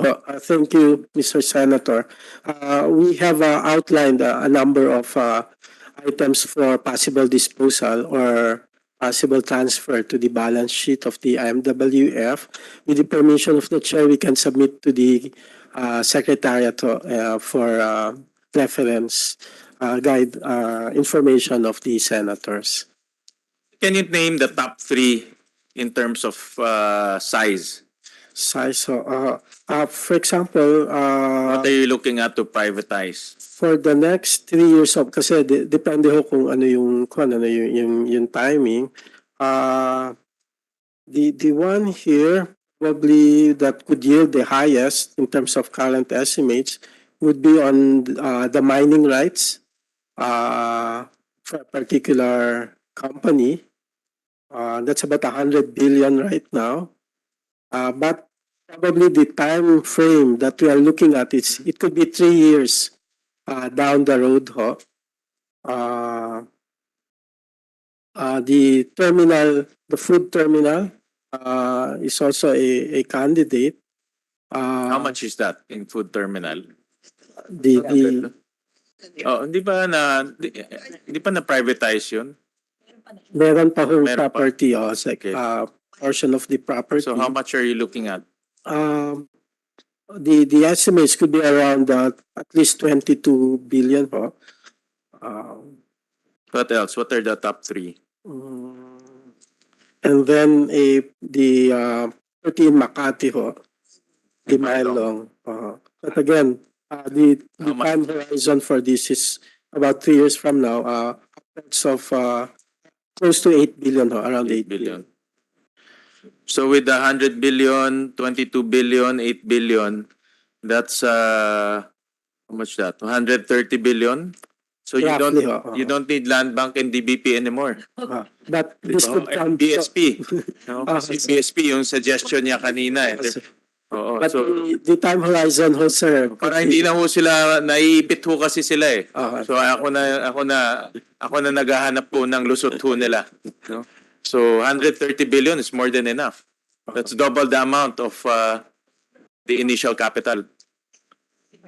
Mr. Chair, the target horizon for for two of those items that I mentioned will be after three years on 2025. Nakikita. Yeah, but my take on that, if that will be a mandate, then of course timing is important. No? In privatization, timing is a very important aspect, but timing is also relative. Timing to whom? No. But then again, my take on that is privatization is the mode, then there will be a sense of urgency. No, the 3-year horizon can be shortened, can be 6 months, can be 1 year. No, right now, kasi to be honest about it, the privatization, I've heard this so many times already. No, and every administration there's a privatization, but once they're there, they forget about privatization. No, so but if there's a compelling reason, for example, it will be pumped into the Maharlika Investment Fund, then there's a compelling reason to expedite the privatization. No, that's my take on it. No? Yes. If I may just add, Mr. Chair, on the other hand, we should also look at it on, as you said, compelling reason, but we don't want also a fire sale because given that we need the funds, then the impression might be that we're selling it for a lower price. So we also have to be prudent and judicious in terms of using these assets. It could also be that we can just use these assets as our own, again, equity contributions to the whatever undertaking that the Maharlika will be doing. So we still need the cash. Yeah, it can be equity contribution, and then I think borrowing is also an option. So you can peg on those assets. But my point of the matter there is, I think from what I hear from our source persons, privatization seems to be the less controversial and the most logical because the assets being sold now can be enjoyed by future generations by investing in infrastructure and other things.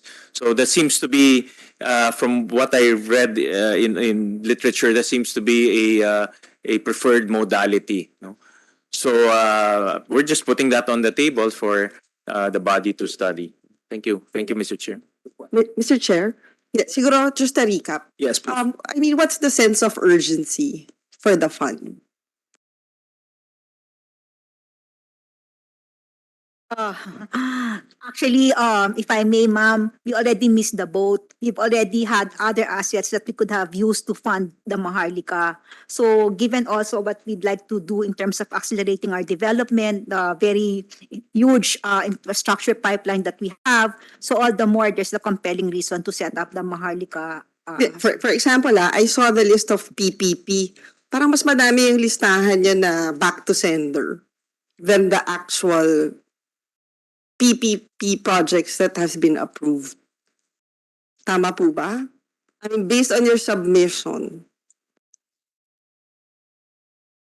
Come again, ma'am. Sorry. the past 6 years, ilan na yung ginagawang PPP? Okay. Well, in the past 6 years, ma'am, there was a slight decline on the big ticket PPPs as the previous administration had a different view of public-private partnerships. But past that, in the PPP Centers database, we have around 200 plus awarded PPP. Some of them have concluded already. So, in a way, yung pag-take out ng PPP was not because there was no Maharlika fund. It was because of a policy decision by, ano ba yan? Yung, kung sino yung nakaupo sa Malacanang. Tama. I think that's where the point I was expressing earlier, which states that this is actually an alternative source of financing, as is the PPP program has a set of sources of financing through equity and debt, normally banks. But as in other PPP markets worldwide, opening up such a fund is actually another source of financing. But, kumbaga, independent yung Maharlika Fund dun sa PPP na we probably missed the boat because it was not a policy taken by the previous government. Itong konsepto ng PPP. Hindi ba ganon?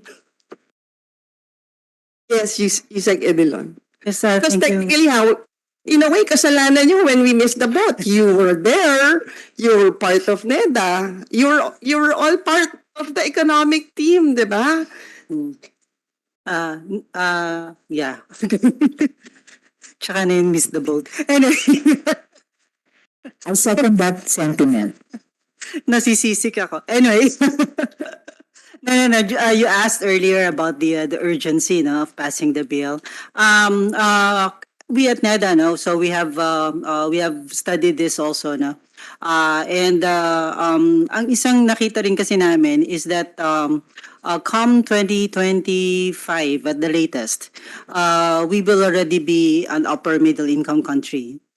Ngayon, dahil sa pagbaba nung ating GDP nung 2020, and then, hindi pa tayo masyadong nakaka-recover, it has actually gone down. But we think even with the conservative na growth rate, we will hit that mga $4,000 per capita GNI by 2025. And when that happens, hindi na tayo eligible for the preferential rates nung sa mga ODA natin. So many grant funds magko-close na yung mga window na yun kasi supposedly doon na tayo sa commercial lending. So we really need to really look for other ways.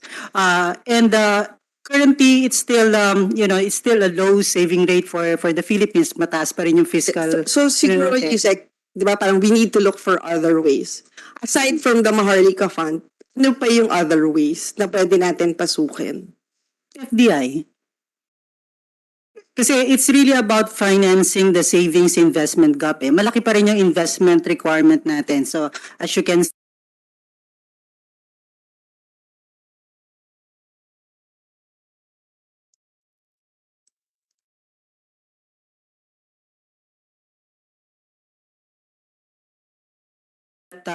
savings investment gap, not through debt.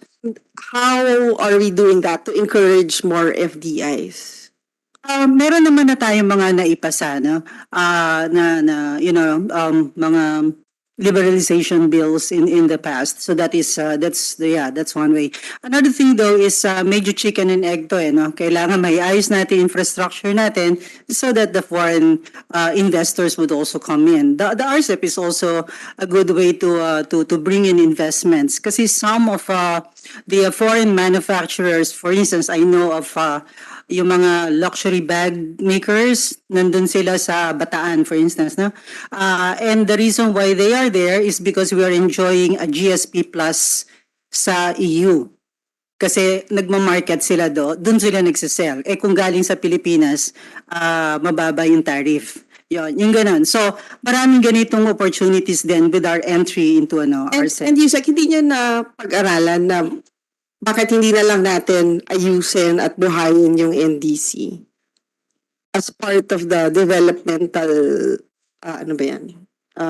program of the government? I think they will require medyo substantial overhaul of the charter, no? As mentioned nga by GM. Ang kanilang purpose talaga, their reason for being is really to be a pioneer in that particular sector. So talagang as in wala pang sure return, but they think that there is a strategic industry, so papasok sila. Which in a way, it could answer yung absorptive capacity na nirereklamo ng land bank, di ba? Kasi sinasabi nyo na yung mga farmers natin hindi nila kaya. So maybe NDC can take that part. For example, di ba ngayon, kaya ang mahal ng presyo ng sibuyas kasi wala pala tayong cold storage facility. Eh, baka si NDC can start a program na siya yung magiging consolidator ng mga cold storage facilities for our farmers. Pwede ka ba umutang sa land bank? Is that part of your charter? Yes, we can do a lot. But as regards to that, Mr. Chair, Madam Senator, yung aggregation of land service, we can certainly do that. And we are hoping that the Maharlika Fund gets set up so we can get the funds from Maharlika. Hindi na nga kailangan ng Maharlika eh. I mean, technically, pwede ka na nga dumiretso kay land bank at ikaw na yung pauutangin nila. Since nga yung mga maliliit na ating farmers, wala silang absorptive capacity. Can that be not done?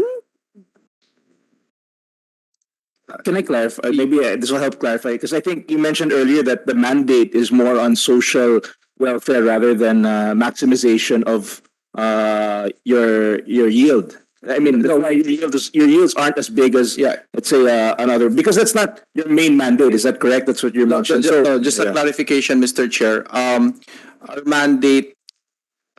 mandates are conflicting in that we are required to earn a profit, but at the same time, engage in projects that are developmental in nature. Yes, but not profit maximization, not yield maximization. That's not Actually, it is part of our mandate. it's part of it. But Yes. you were saying earlier That's that why we wanted MSME, to change our okay, charter. but you invest in MSMEs, that sort of thing. But those are Yes. by definition, those are higher risk investments, right? So I mean, I'm just saying it would seem that just for just what I'm seeing is the National Development Company is designed a little more. It's geared more towards social welfare than it is towards yield maximization. We are aligned, Mr. Chair, because when it's developmental, like for example, social entrepreneurship or advocacy, the priority is not profits. The priority is development, and that's what the government needs to do. So, by definition, NDC really engages in higher risk projects. Which, di ba, yun din yung sinabi niya sa amin the previous hearing, that you want for developmental programs. So, hindi ba parang, ito na, nandito na si NDC? We also want a return kasi on the investments. Kaya equity yung yung magiging investments even for the PPP. Ang na-envision actually is equity investments by the Maharlika. Wala ngang return sa kanila eh. Mr. Chair, Madam, if I may, so I think before I the stage because Justice Roger wants to say something. But when we do our portfolio management, we have to make sure that we are clear on our objectives. So we are clear that the objective for a developmental effort is not necessarily uh, loss making. It can be profitable. However, there is again, the consideration of scale and time. If you have enough capital and it's long enough, very likely it will turn a profit even if it's a big project. So we just match our investment horizon with whoever invests in us. If, for example, the investor will be an insurance company, then they have a longer time horizon because their liabilities are long term. So the way we see it is that the developmental objective, which could be profitable given the scale and time horizon, should be matched with a commercial objective where we also have projects that will really make a profit. So in terms of just not commenting on Maharlika, but just our own currently being finalized portfolio management plan and risk management plan, we understand that this is a development objective. Our mix is 60-40, 60% development, 40% commercial. Since we are engaging in higher risk projects, we are likely out of, let's say, 5 companies, 4 might fail, but the one will make up for that failure. So that is where we are, and we think that it's significantly different from the way the Maharlika fund would operate versus an NDC fund would operate. In fact, tinitingnan ko niya yung mga projects niyo for approval. Hindi na to SMEs. This is large investments na. For example, vaccine manufacturing facility. Hindi na to maliliit na negosyante or a 6,600 hectare oil palm plantation. Hindi na to small scale. Correct, ma'am. Mr. Chair, Madam Senator, may I clarify? Regarding the Startup Venture Fund or SME, it is one of our projects. The other projects are not necessarily geared towards startups, but we are looking for pioneering ventures. The vaccine manufacturing facility is going to be our first under the new leadership, our first investment, because we feel that in the event, which is likely that there's going to be another pandemic in the future, the Philippines is better prepared with its own vaccine manufacturing facility in the country. So that requires, and the decision was actually more on government restriction rather than what we can give. We want approval to not need NEDA approval. So it's 150 million. Kasi mas mababagal kami if we kasi very strict yung NEDA. It will well, by the way, I agree with the strictness, no? But of course, it will extend the process. So wait, so you don't go through yung mga ICC? No, we do. In excess of 150 million pesos. So, yun, that's one of the things now we wanted to change in our charter. Na baka naman, we can already, in very urgent projects, pwede nang ipasukin. But correct, the observation is that merong project na walang gumagawa. Like for example, this vaccine manufacturing facility, 2014 pa sila nag-apply hanggang ngayon hindi na-approve. Kung sana meron na tayo noon before the pandemic, we would have, so it just went Which through. means, di ka ba pwede umutang sa DBP? No, may pera naman kami to fund it eh. It's the approval of the funding, yung dumaan sa Board of Investments, all of these things no na ang tagal-tagal. So technically, it's the red tape that cause Yes, ma'am. missing the boat. Yes, ma'am. But diba? that is existing eh. So And it will still be existing kahit may Maharlika fund na tayo because the corporation would still be governed by the same.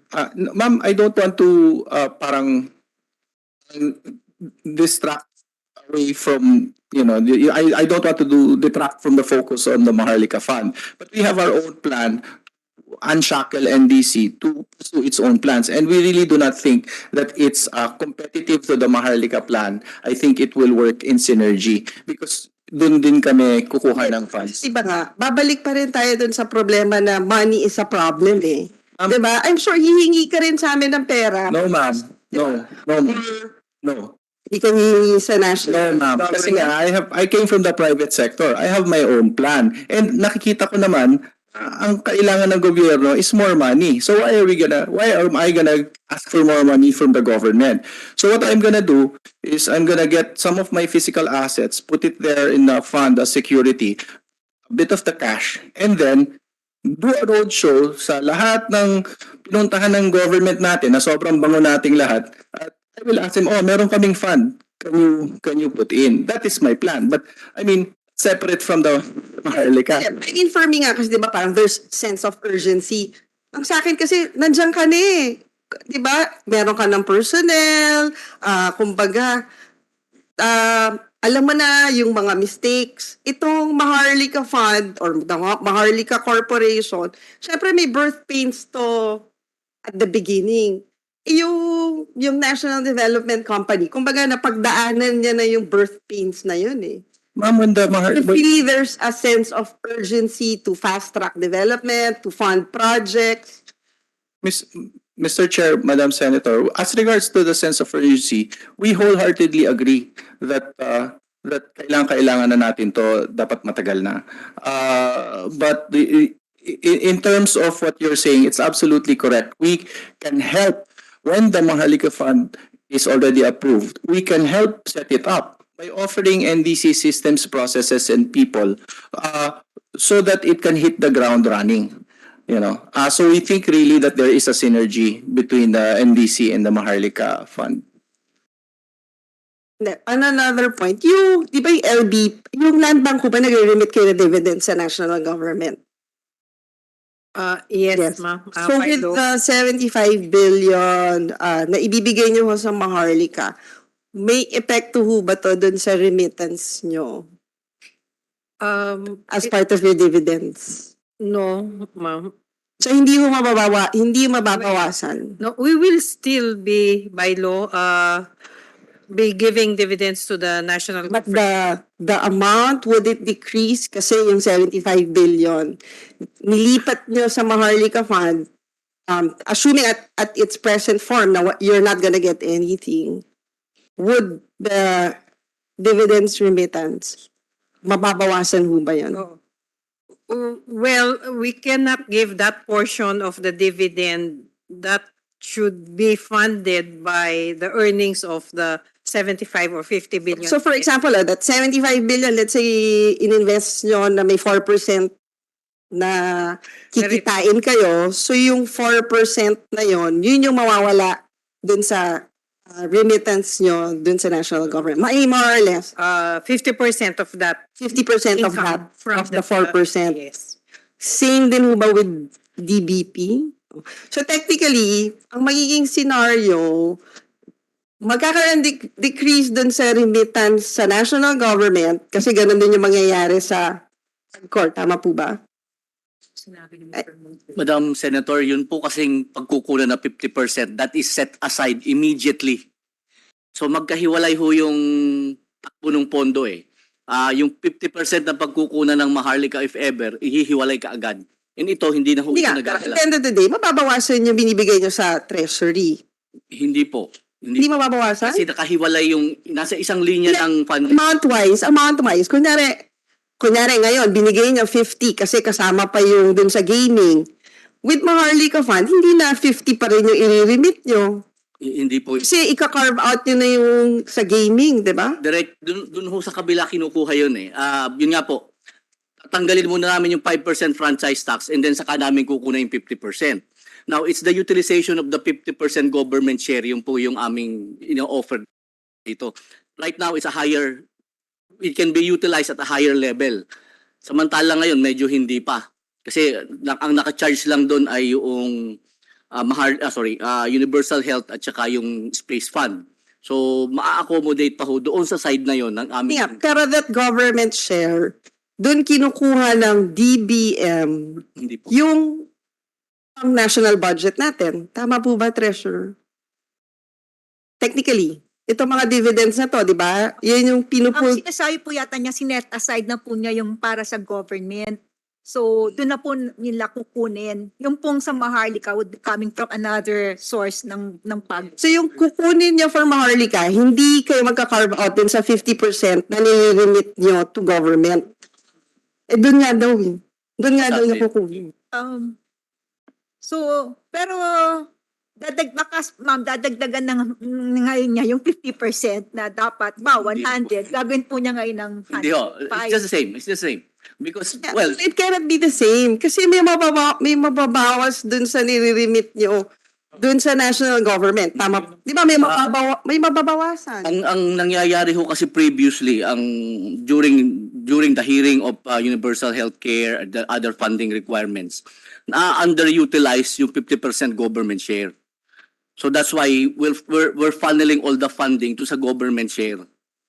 Kasi ang nangyayari, doon na ilalagay yung obligation sa net income at saka ho doon sa So, taas. simple lang naman ho yung scenario. Di ba nagre-remit kayo sa national government? Let's say, for example, 50 yung nire-remit nyo the moment.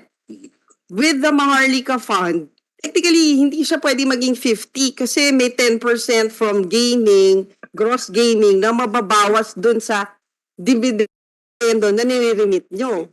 So, liliit yung pie. Siguro, Madam Chair, i-present na lang namin.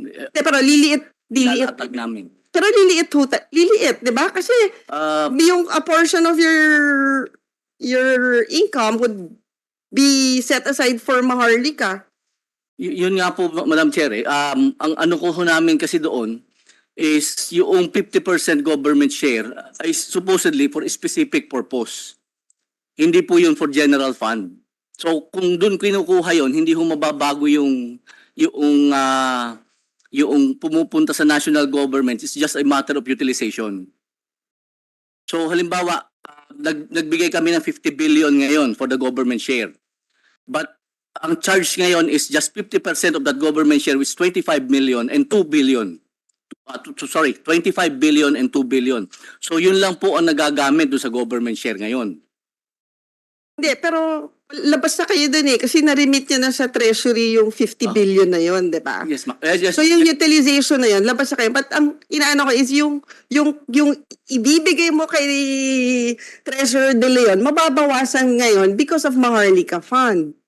I-present na lang po namin kung paano namin inaano. Siguro we can ask them for just so we don't go back and forth. Can we just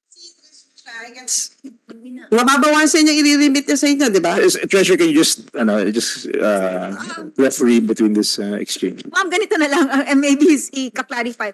Bawa ho, i-remit niya saan talaga 50, laging 50. Ang kaso lang po ina-allocate, himbawa po sa Universal Health 10. Tapos yung pong si Tupyo, 5, so 15. Sinasabi po niya, may natitira pa doon sa 50 na pwede niya ibigay kay Maharlika, pero 50 pa rin ho yung nire-remit niya sa amin. So parang, kasi wala pa hong allocation yung balance after the universal healthcare sa kanong nung isa pa. Yeah, pero yung balance nung 50, i-minus mo yung universal and whatever, ginagamit din yun ng national government to budget at to fund the national budget. Ano po yun? Mapupunta diba? It will be part of the general fund. So technically, may mababawasan sa DBM na pwede nilang gamitin, pwede nating na pwede namin i-allocate during the budget season kasi nga because of the Maharlika nabawasan fund. Mababawasan. So ang gagawin ng DBM ngayon,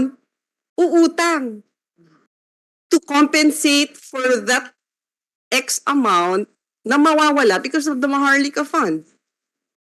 Diba? Parang pwede rin naman po, ma'am, yung pong Maharlika Fund will be funding iba po mga proyekto. Matatanggal din po yung ibang mga expenditures from the national government kasi po magpupunta na po sa Maharlika yung mga infrastructure. Yeah, pero kung ganun din lang, bakit hindi na lang natin diniretso na sa DBM yung pondo?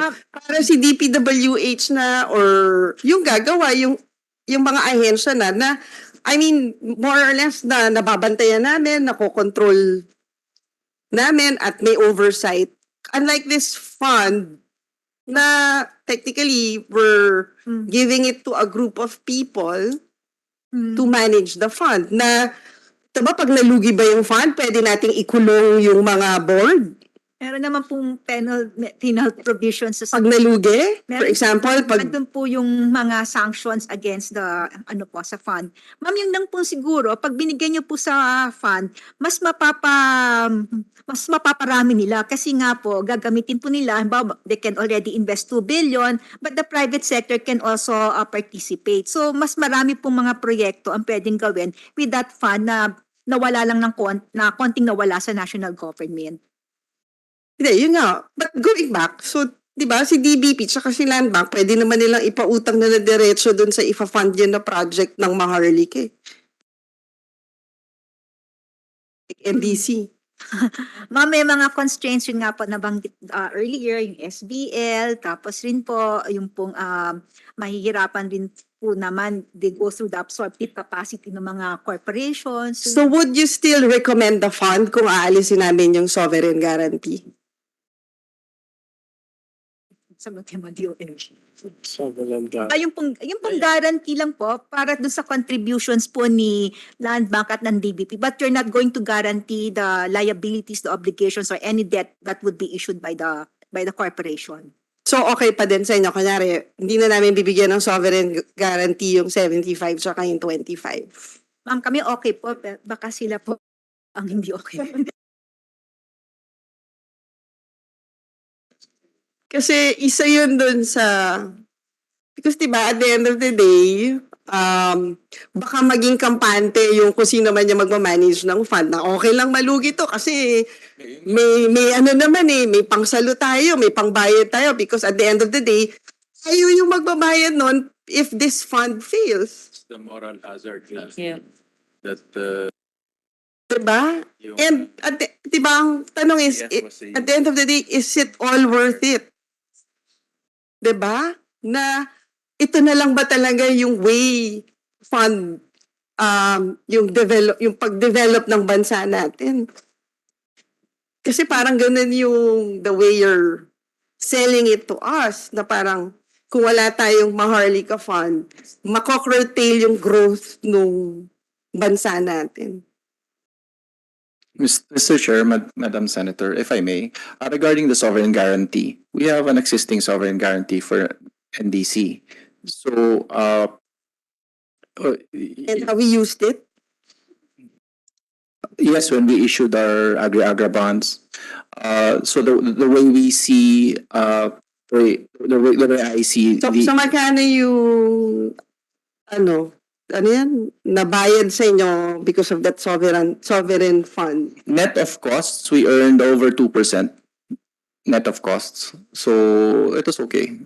We were not able to issue the entire 50 billion authorized to us, but we issued a total of 5 billion. You need to say may mandato na kayo to issue a 50 billion? 100 billion. Basically, the 50 billion for agri-agra and 50 billion for infra on two separate EOs.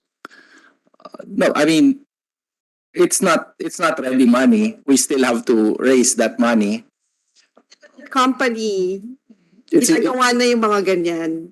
Yes. Na ganyang kalaki. No, sir. No, ma'am. No, Mr. Chair.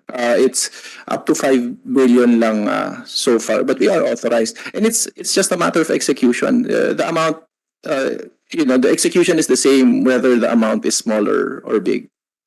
So what I mean to say is, the Maharlika Fund can hit the ground running with our help. And the sovereign guarantee, it's not so much of an issue because we can use our sovereign guarantee. And NDC needs the sovereign guarantee because we have higher risk for our projects. So otherwise, we will not be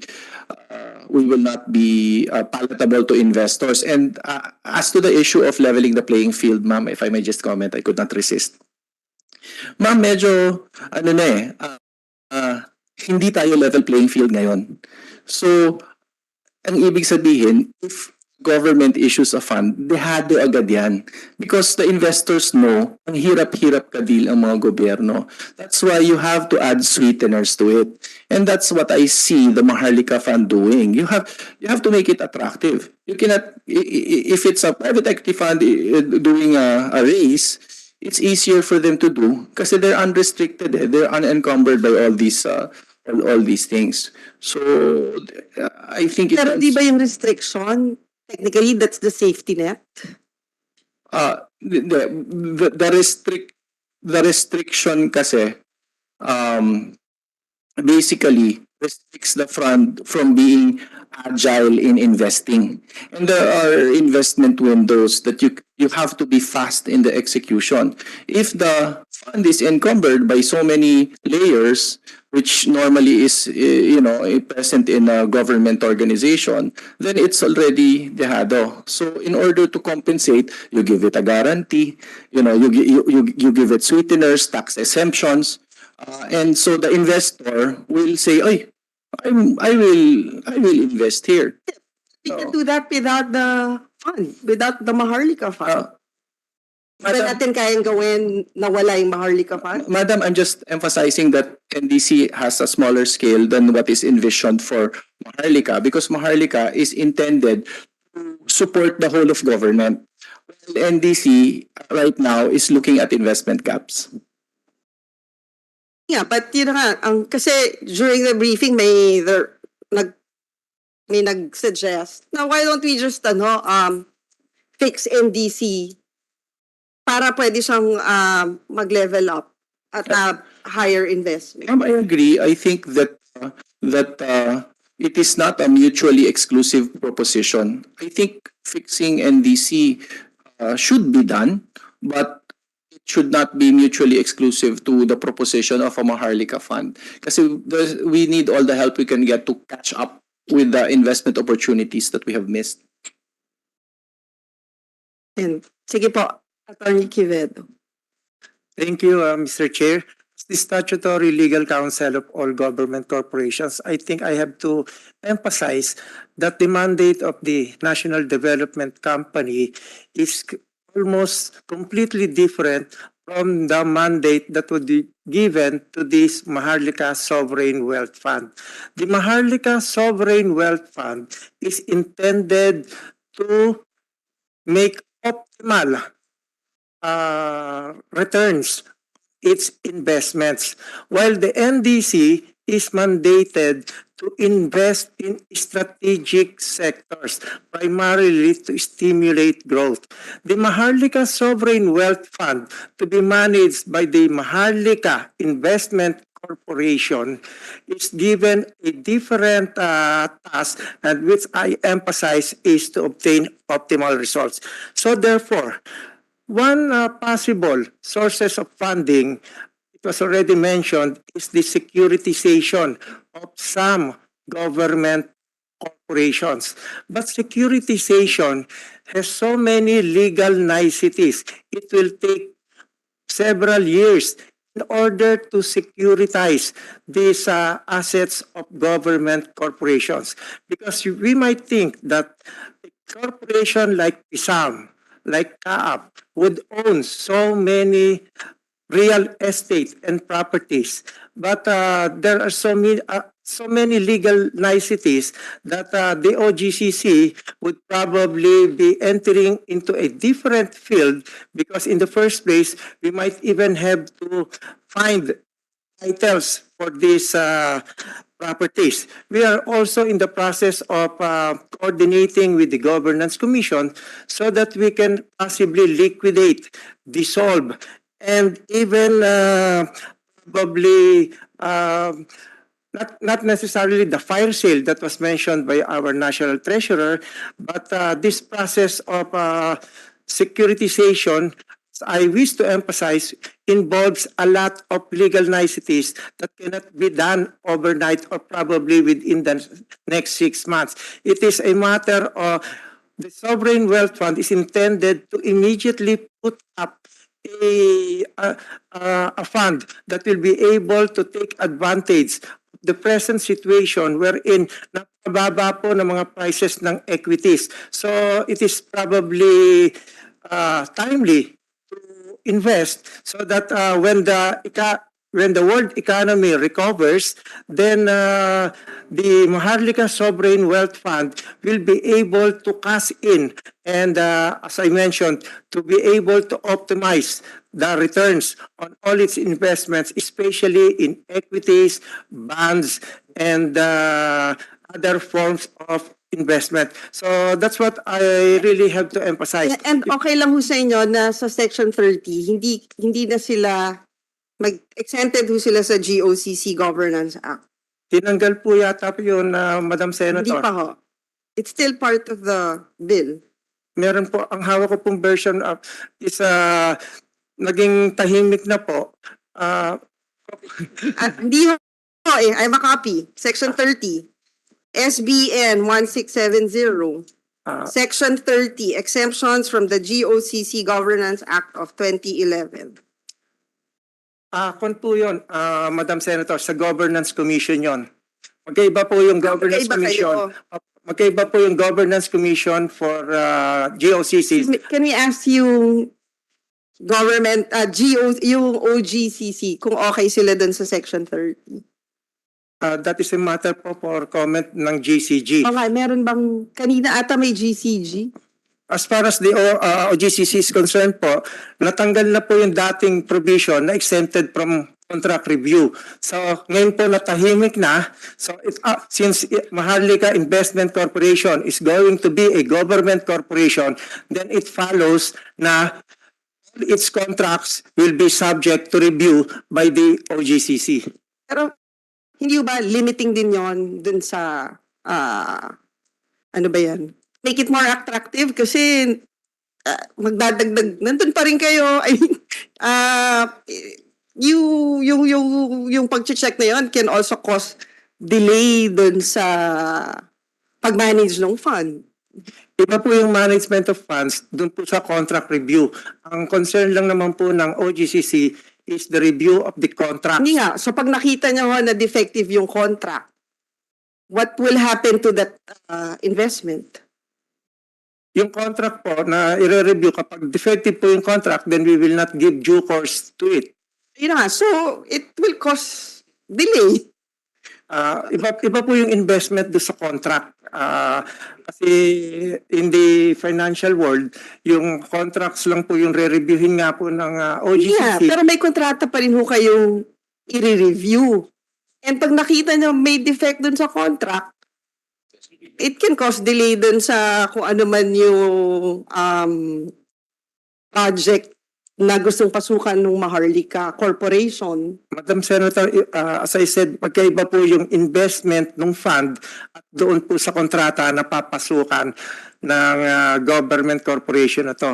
So that's what I want to emphasize. Iba po yung investment policy, which also, we also want the legislature to set up the parameters. Siguro proper opportunity po ito for us to reiterate what we stated in our position, that we have to follow the Santiago principles and also to satisfy the GAA, General Accepted Practices and Procedures, also to satisfy the sufficiency of standards test. That was they were all placed in our position paper, so that while we fully support the objectives of the Maharlika Sovereign Wealth Fund, the OGCC is lending or offering its services to refine the bill to comply with the Santiago principles, with the sufficiency standards. That's why we have reiterated in our position paper that a technical working group be immediately convened, and the OGCC has offered its services to make its input so that it can satisfy any scrutiny further by the Supreme Court once it passes the legislature. We must remember that this bill, which will become law, will still have to face challenges before the Supreme Court, and that is where the OGCC has offered its services. Thank you, Madam Senator. Mr. Chairman, last question na lang, kasi 2:30 na pala. Treasurer De Leon, saan yung section yung liability liability pag kunyari nalugi yung fund?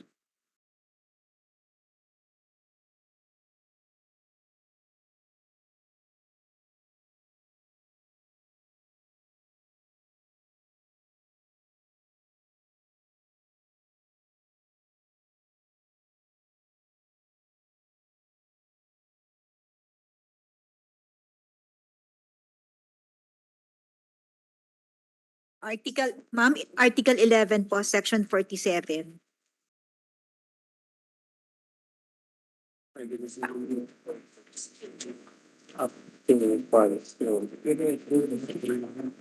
Ano, example, di ba kasi projection nyo, let's say 4%. Pero hindi na-achieve yung 4%. Siguro cite na lang natin yung nangyari sa Norway na bumagsak yung fund, di ba? Ma'am, Big loss. Nalugi lang. Nalugi lang. Pag naluging ganon, ma'am, paper loss lang po yun, ah.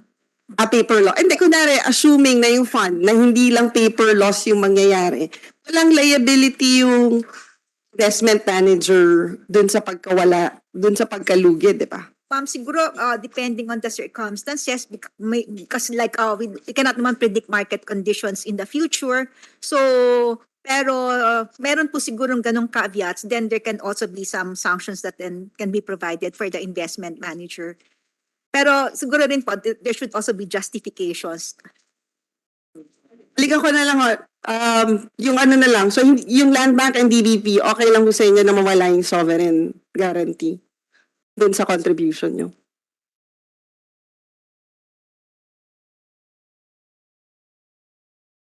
Without the sovereign guarantee po, the risk weight of that asset, that investment will be 100%, and it will impact on our capital adequacy ratio. And that is why in the proposed bill, we are proposing that the banks be given regulatory relief by way of not including that investment in the formula for computing our capital adequacy ratio, Madam Senator. Siguro, can you just provide the committee yung projection nyo pag inalis namin yung sovereign guarantee? Actually, we submitted something to compare po our capital adequacy ratio with the guarantee and without the guarantee. But we will submit again to your office through the Office of the Chair. And yung DBP ho ba, can you also submit the same? Thank you, Mr. Chairman. Hindi ba, Madam, Mr. Chair, sorry, hindi ba dangerous to ask for regulatory relief in the if the guarantee will be removed? The regulation is precisely to protect the depositors, correct? If you are asking for a regulatory relief, meaning I would assume hindi na siya 100% cover or something else, isn't it to the detriment of the depositors? Through the chairman, Senator Gatchalian, it makes the investment riskier. Correct. Than, Riskier for who? well, for the stakeholders of the bank. Which is the depositors. Yeah, correct? including the depositors. So if we are going to exempt you, in fact, it will be risky for those who put their money there, no? The 200% cover is precisely to protect them. So in any eventuality, for example, nalugi lahat tong 50 billion, may 100% cover pa rin. Correct? If you remove that, I'm assuming it, the relief is to remove that so that you don't have to pump more money. Then if ever something goes wrong here, it's the depositors who will absorb that. Yeah. Not necessarily, Your Honor, because as I mentioned, the 50 billion is just about 3% of Correct. our investment. And it's very much within our paid up capital. So if push comes to shove, we can allocate that loss. I hope it won't happen. We charge it versus our capital. Your capital. But then again, the capital will be eaten up. Well, it will be reduced. Oh, it by will that. be reduced. Yes. Okay. And reducing capital is something we don't want because capital is your shock absorber. That's correct, Correct? sir. Senator, it will, if our capital is reduced and therefore we will have lower capital adequacy ratio if we're not given the relief, we actually will be prohibited from doing a lot of Yes, things, correct. including risky loans. Yes, correct. Thank That's the point. The bottom line there is it's either you mitigate the risk by putting more money, or the depositors indirectly will absorb the risk because they are the ones who deposited the money there. Correct? That would be the last resort. Yeah, because yes, of course, that will be the last resort. But I'm thinking of the extreme, no? Because we have to think of the extreme. And the same goes with DBP, no? The same philosophy. Thank you, Mr. Chair. Yes, thank you very much for the very vigorous debate, vigorous session. I think a lot of good things came out, a lot of insights. So thank you to all the resource persons for your valuable insight on this proposed legislation. There are still many details that have to be threshed out in the bill, and today we've made a lot of headway. So I propose that we refer the bill to a technical working group so that we can harmonize the various concerns that have been brought up during the hearings. Such, we'll be having a technical working group meeting for this measure on Wednesday, March 1, 10 a.m. online via Cisco WebEx. Senate staff will be at the Senator Tanyada room. For our resource persons, please consider this announcement as our official invitation to the said TWG meeting. Any materials or comments should be sent to the committee secretariat. With the approval of my colleagues, I would like to adjourn this hearing. So this meeting is hereby adjourned. Maraming salamat po.